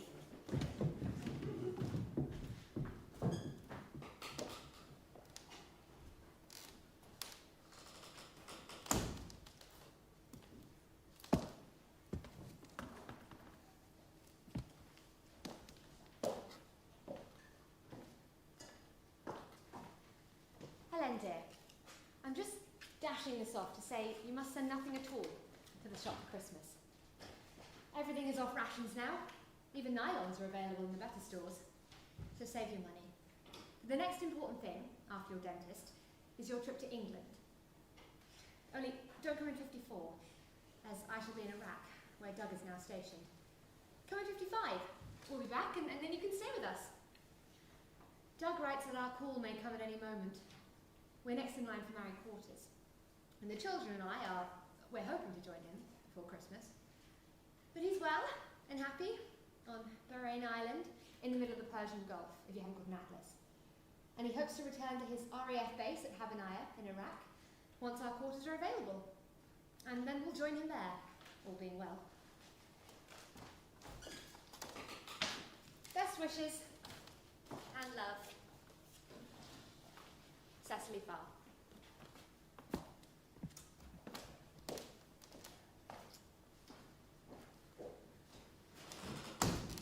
Do you mean to tell me that you have been publishing these mammoth catalogues all these years, and this is the first time you've ever sent me one? Thou varlet. I can't remember which Restoration playwright it was called Everybody a Varlet, but I've always wanted to get it in a sentence. As it happens, the only thing that really interests me is the Catullus. It's not exactly the low classics, but it'll do. If you still got it, send it over to me, and I will send you the 6 shillings and 2 pence as soon as I translate it.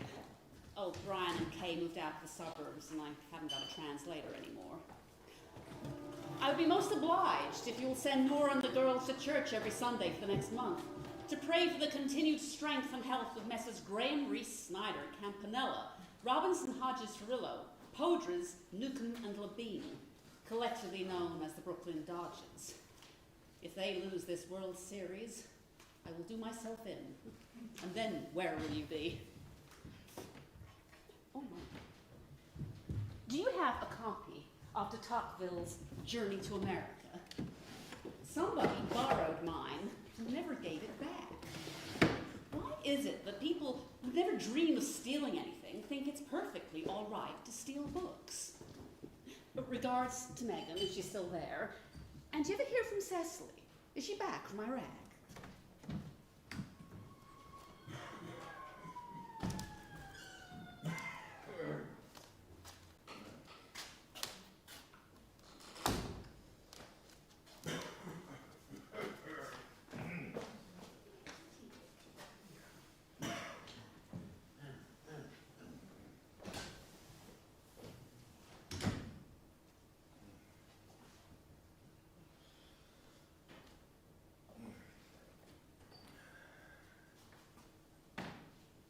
December the 13th, 1955.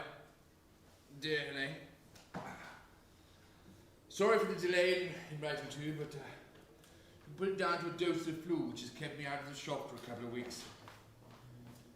About the Catullus, I'm sending off an edition to you today, which contains a Latin verse you describe, with a verse translation by Sir Richard Burton, and a prose translation by Leonard Smithers. It's quite an old book, but it's well bound. It's a good clean copy, so it comes in at $3.78. I have no de Tocqueville in stock at present, but I shall look one out for you. Yes.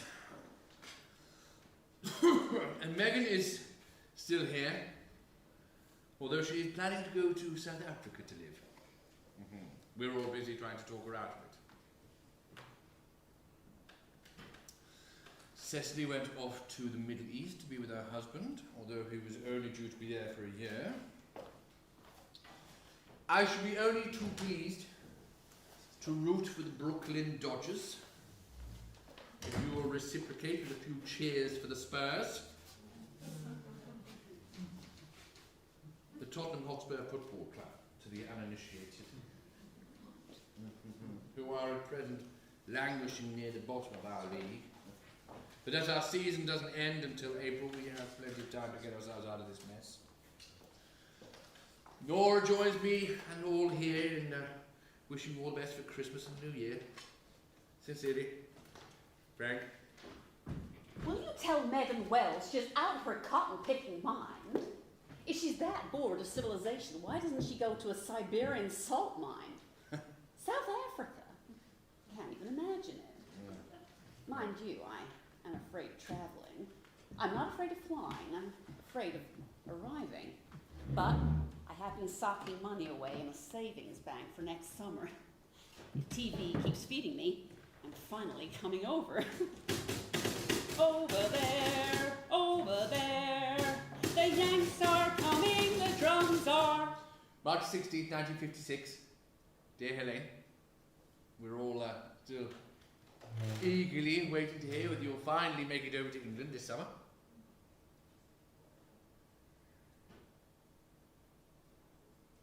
Well, both the girls are away with school, so you could have your choice of rooms at 37 Oakfield Court.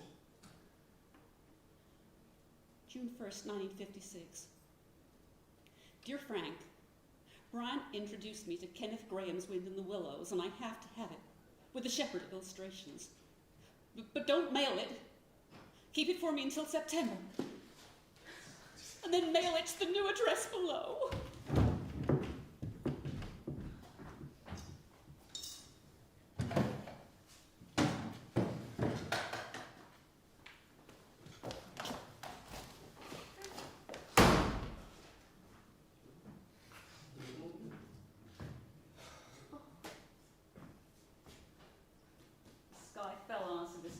Brownstone.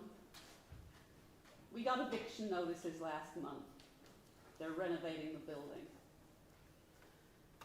So I finally decided the time had come to find me a real apartment with real furniture.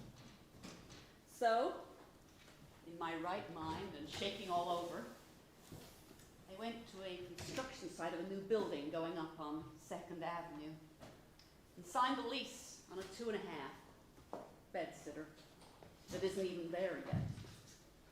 Now I'm rushing around buying furniture and bookshelves and wall-to-wall carpets with all my English money. But all my life I've wanted to live like a lady. I'm fed up of living in dilapidated one-bedroom rooms and cockroachy kitchens. Even if it does mean putting off England until it's all paid for. And in the meantime, the landlord doesn't think we're moving out fast enough. So he's encouraging us by firing the super, leaving us with nobody to turn on the hot water or take out the garbage. And they're pulling out all the light fittings in the hall and the mailboxes. And as of last week, the wall between my bathroom and kitchen. All this, what with the Dodgers disintegrating before my very eyes. Nobody knows the trouble I see. Everybody knows the trouble I see.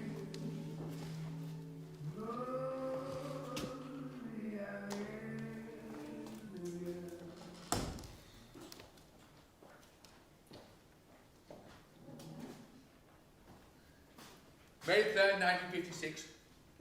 Dear Helene, prepare yourself for a shock. All the books you requested in your last letter are on their way to you. Don't ask us how we do it, it's part of the Marks and Coat service. A couple of your friends dropped by the other day, and now I can't remember their names. Nope. They didn't stay long. They only had time for a cigarette and a chat, and they were on their travels the next day. Seem to have more and more Americans than ever this year, including a rather large number of American lawyers. Bits of card pinned to their chest stating their name and their hometown. You all seem to be enjoying their travels, so you'll have to make a special effort next year. Good wishes, Frank.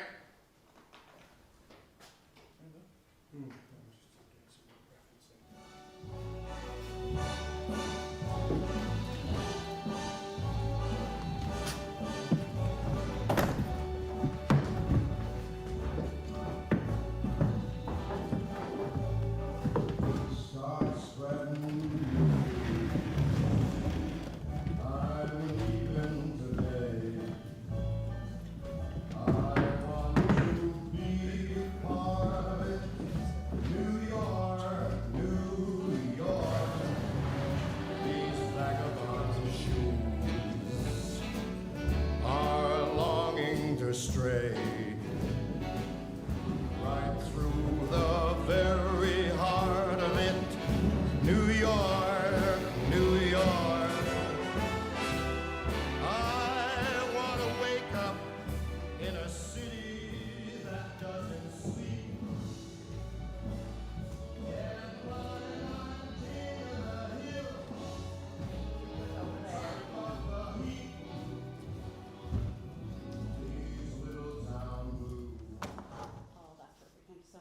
You're welcome. January 10th, 1958. Apartment 15C, 305 East 72nd Street, New York 21, New York. Hey, Frankie, tell Nora to get her address book up to date. Your Christmas card just arrived. She sent it to the old address. In your catalog, there is a MacDonald Illustrated Classics that includes the Essays of Elia. I'd like a copy, please, if you still have it. Well, it's not too expensive, of course. Nothing cheap anymore. And whatever became of Plato's Minor Dialogues? Dear Helene, I must apologize for not writing to Nora. Has not been well. She's been in hospital and I've had my hands full at home. I mean, she's almost fully recovered now. She should be home in a week or so. And thanks to our NHS, it hasn't cost a penny. Now,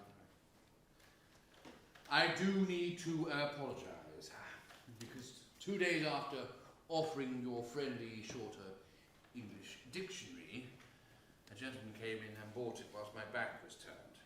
I delayed in replying in case another copy turned up, but no such luck. I do feel terrible about letting your friend down. But, you can blame it all on me, as I really should have reserved it. About the MacDonald Classics, well, every now and again we do get a volume, but we don't have one in stock at the moment. And as for Lamb's Essays of Elia, we have quite a few of those, but sold out in the holiday rush. I'm off on a buying trip though, so I shall see what I can find, not forgetting Plato. We're very sorry to hear that your show has moved to Hollywood. And another summer will bring us every American tourist but the one we want to see. Although I quite understand your reluctance to move from New York to Southern California. But fingers crossed, something will turn up soon. Best wishes. That was all. Frank.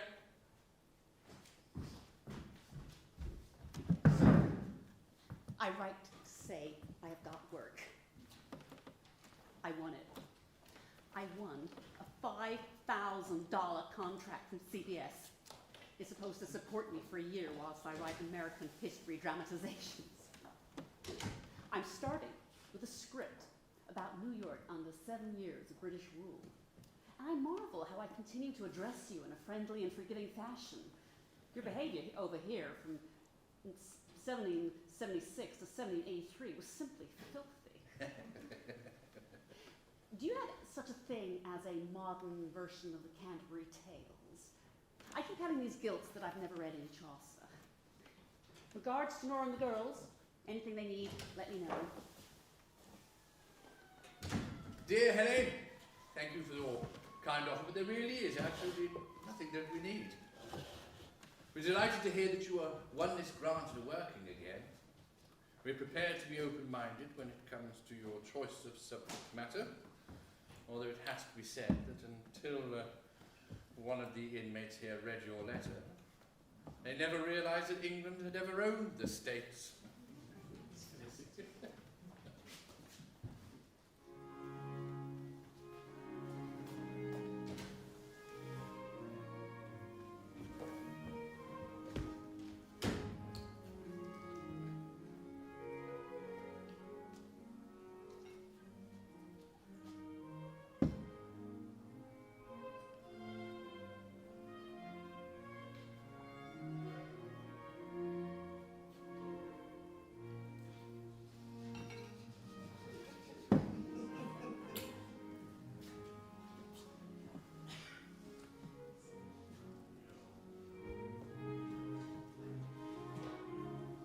Sunday night, and a hell of a way to start 1960.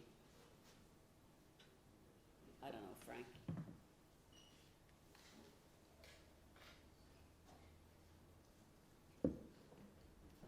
I was given this book for Christmas.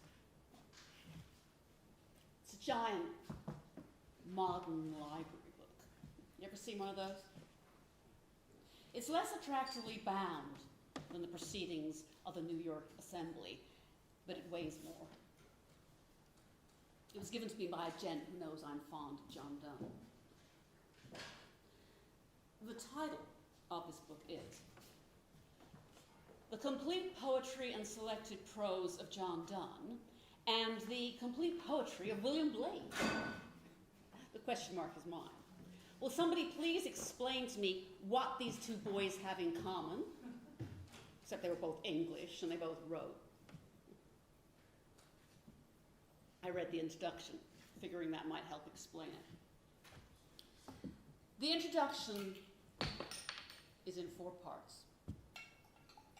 Parts 1 and 2 include a professor's life of Donne, illustrations.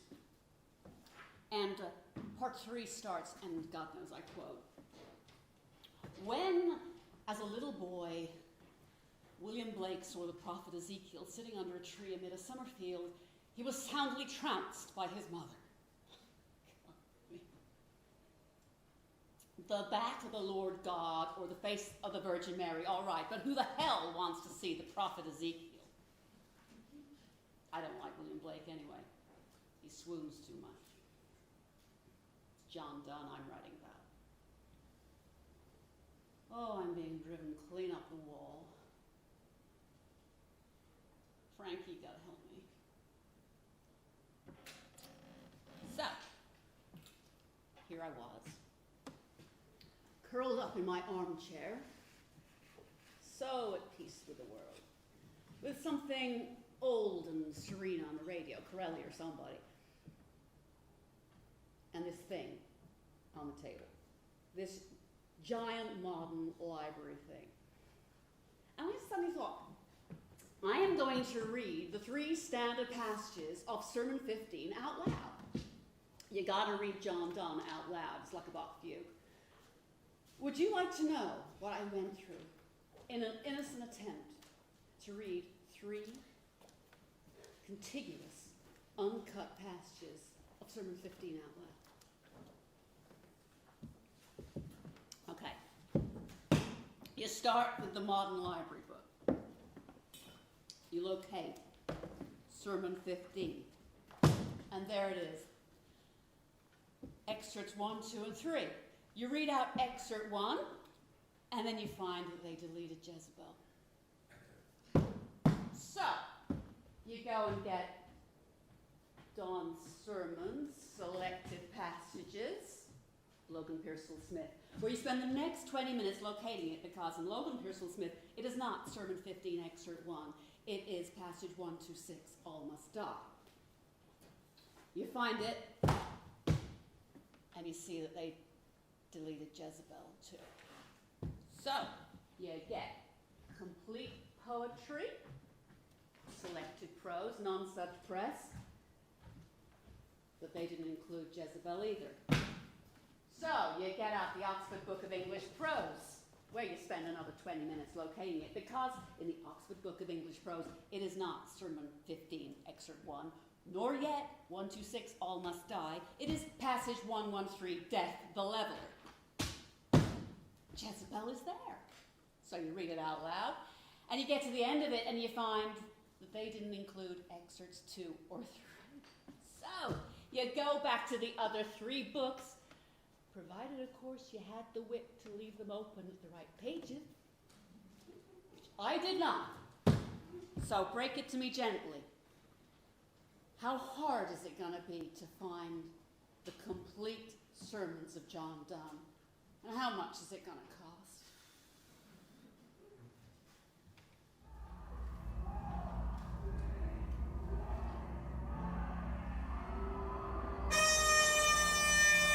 Happy New Year! Hey there, hey! Happy New Year! Happy New Year. Yours, H. Hanff.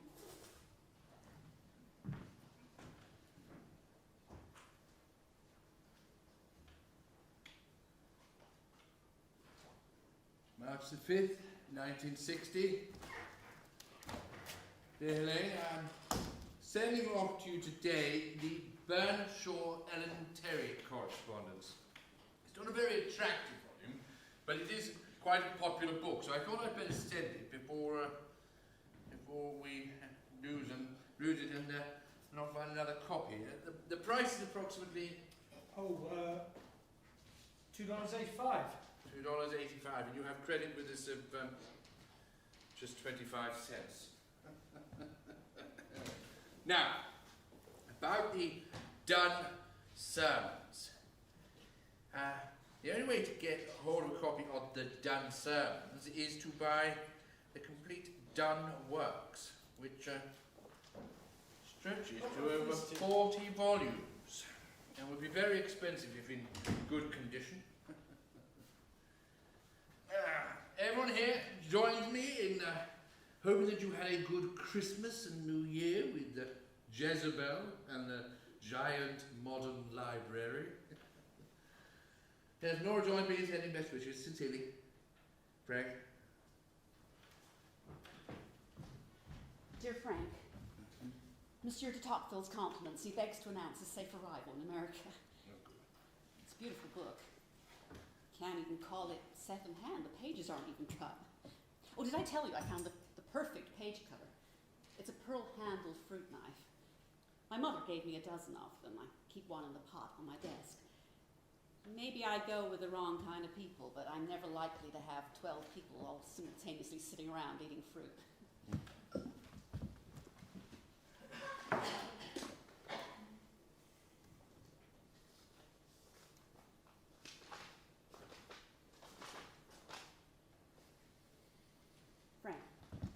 Frank, you still there? Mm-hmm. A while back, I wrote a short story for Harper's magazine, and I slaved 3 weeks over it, and they gave me $200. Now they've got me writing the story of my life, and they're advancing me $1,500. They reckon it won't take me longer than 6 months, so I can't buy any more books, let alone come to England. But a few months ago, someone introduced me to Louis, the Duke of Saint-Simon, in a miserable abridgment, and I rushed over to the Society Library to get the real thing. And last night, I realized I couldn't support the notion that when I take him back, I won't have any Louis in the house. So, please, will you find me a copy? Don't mail it to me. I'll take any copy you can find, but keep it. Let me know how much it costs, and I'll buy it from you one volume at a time. Regards to Nora and the girls and anybody else who knows me. Helene.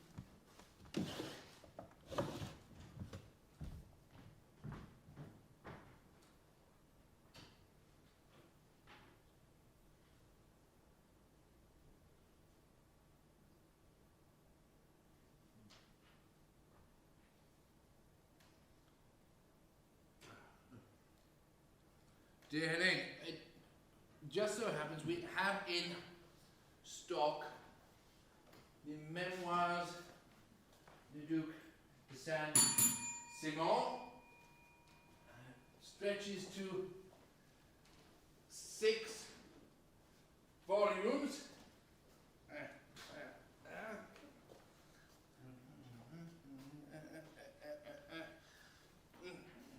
But it comes to 1875, but don't worry about paying for it all at once, as your credit will always be good with us here at Marks and Company.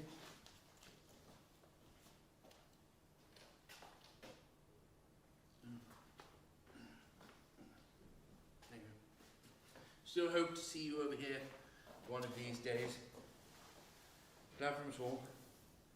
Frank. March 10th, finding 61.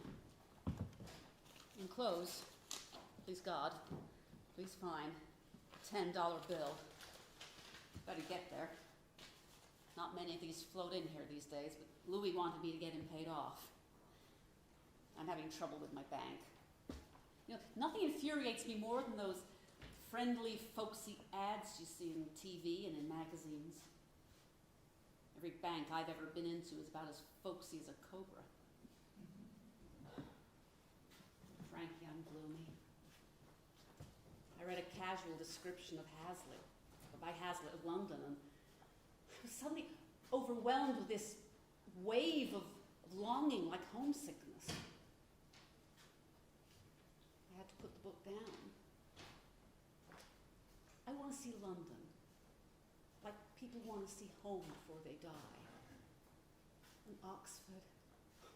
I have to see Trinity College, where John Donne, John Henry Newman, and Arthur Quiller Couch all lived in their long-gone eras. Whatever I know about writing English, those 3 men taught me. And before I die, I want to stand in their freshmen's rooms and call their names blessed. I thought of you last night. My editor from Parkles was round for dinner. We were going over the story of my life and how I wrote dramatized the anecdote about Aesop and Rhodope from Hallmark Hall of Fame. And Jean, my editor, said, "Oh, who's Landor?" So I launched into this enthusiastic explanation, and she rolled her eyes and cut in and said, "Oh, you and your old-fashioned English books." You see how it is, Frankie? You're the only soul alive who understands me. Yesterday, all my troubles seem so far away. Now this is the way here to stay. Oh, I believe in yesterday. Suddenly, I'm not half the man I used to be. There's a shadow hanging over me. Oh, yesterday came suddenly. Why she October the 14th, 1963. Dear Helene, you'll be surprised to know that 2 volumes of Virginia Woolf's Common Reader are on their way to you. If there's anything else you need, let me know and I'll try and get it with the same swiftness and efficiency. Love from us all. Rain.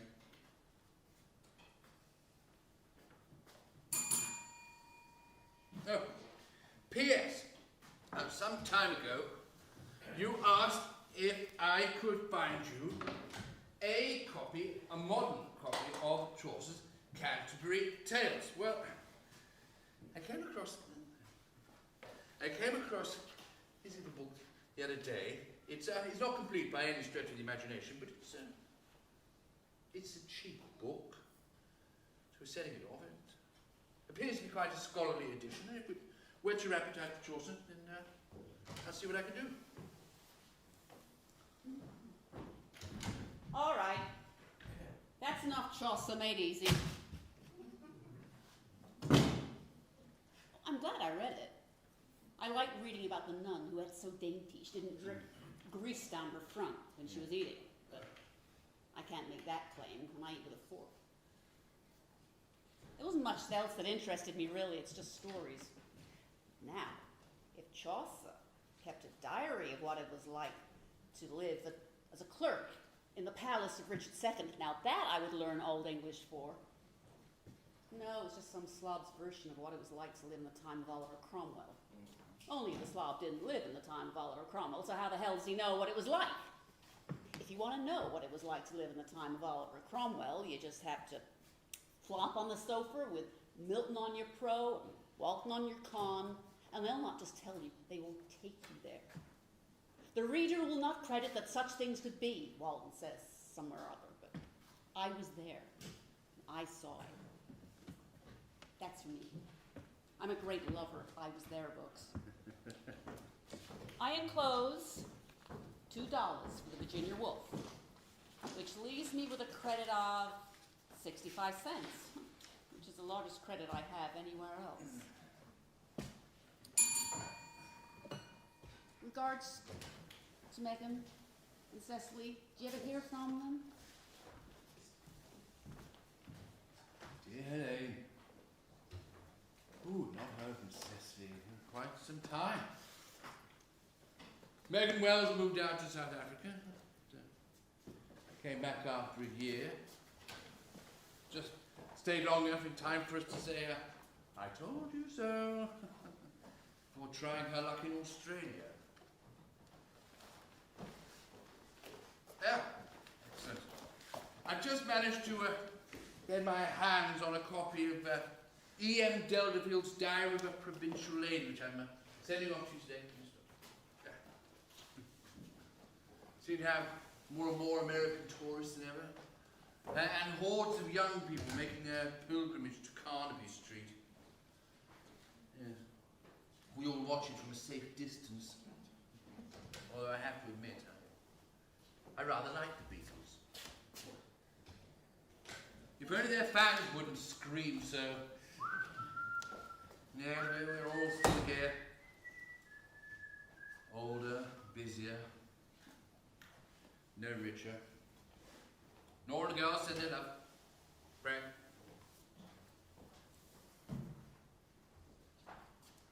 September 30th, 1968. Still alive, are we? I've been writing American children's history dramatizations for the last 4 or 5 years. Your grandfather yet? You can tell Sheila and Mary that their children are entitled to presentation copies of my collected juvenile works. That should get them rushing off and reproducing. Oh, a couple months ago, I introduced a friend of mine to Pride and Prejudice one rainy Sunday afternoon. She's now gone completely out of her mind for Jane Austen. It's her birthday coming up soon. Did you find some Austen for me? Dear Helene, yes. We are all still alive and kicking. Although rather exhausted from another hectic summer. The hordes of tourists from France, Australia, America, Scandinavia are all buying our lovely leather-bound books. And what with the high price of books and the lack of availability, Shelves are rather sorry, son. I don't think I'll be able to find any Jane Austen in time for your friend's birthday, but I'll see what I can do for Christmas. Oh.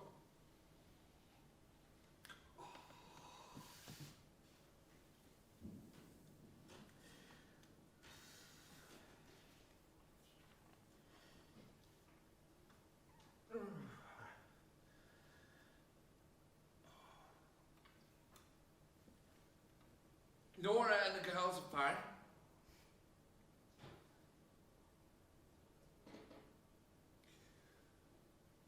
Sheila is teaching.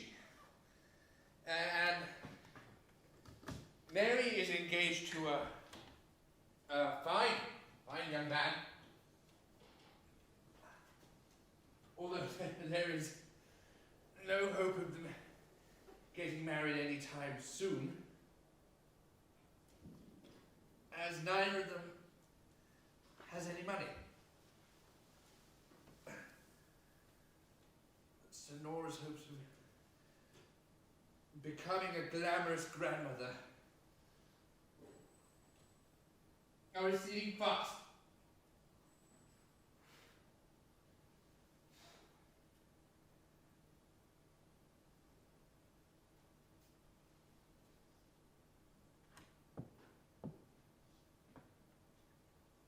Love,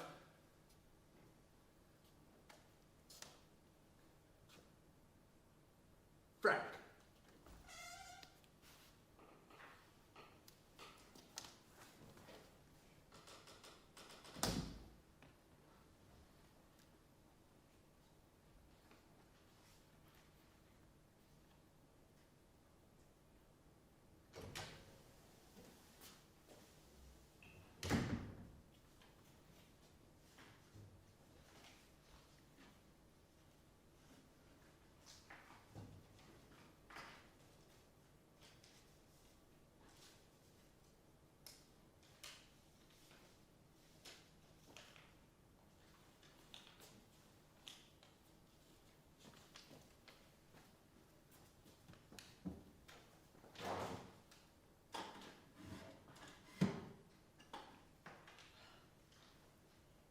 January 1969. Dear Miss Hanff, I've just come across your letter dated 30th of September last, written to Mr. Doel. It is with great regret that I have to tell you that he passed away on Sunday, 22nd of December. He was rushed to hospital with a ruptured appendix and was operated on immediately. The funeral took place last week, because unfortunately peritonitis had set in and he died 7 days later. He had been with the firm for over 40 years. It has naturally come as a very great shock for Mr. Cohen, particularly coming so soon after the death of Mr. Marks. He's left with no alternative but to close the shop. Yours faithfully, Joan Todd, for Marks and Company.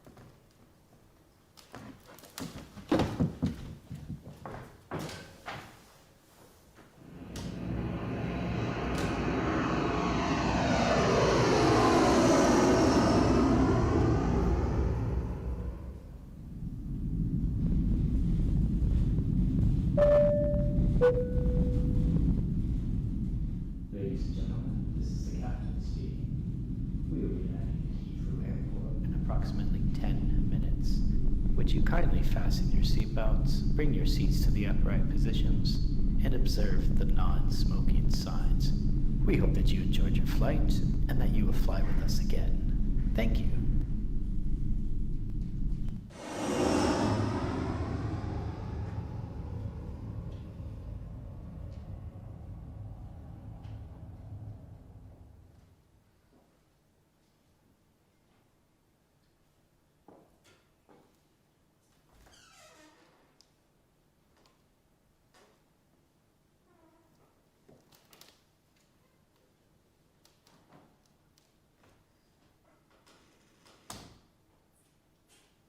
Theoretically, it was one of the happiest days of my life. For years I'd planned a pilgrimage, only to have it cancelled at the last minute due to some crisis, usually financial. But this time it was different. I had written a book called 84 Charing Cross Road. And in June 1971, after it was published in New York, shortly afterwards I was invited over to London to help publicize the book. It had felt unreal, knowing I was finally going to come to this address. I had bought books from here for 20 years. I'd made friends with people I'd never met. Many of the books I got from Marks and Company I could have got in New York, but I wanted a link with London, and I managed it.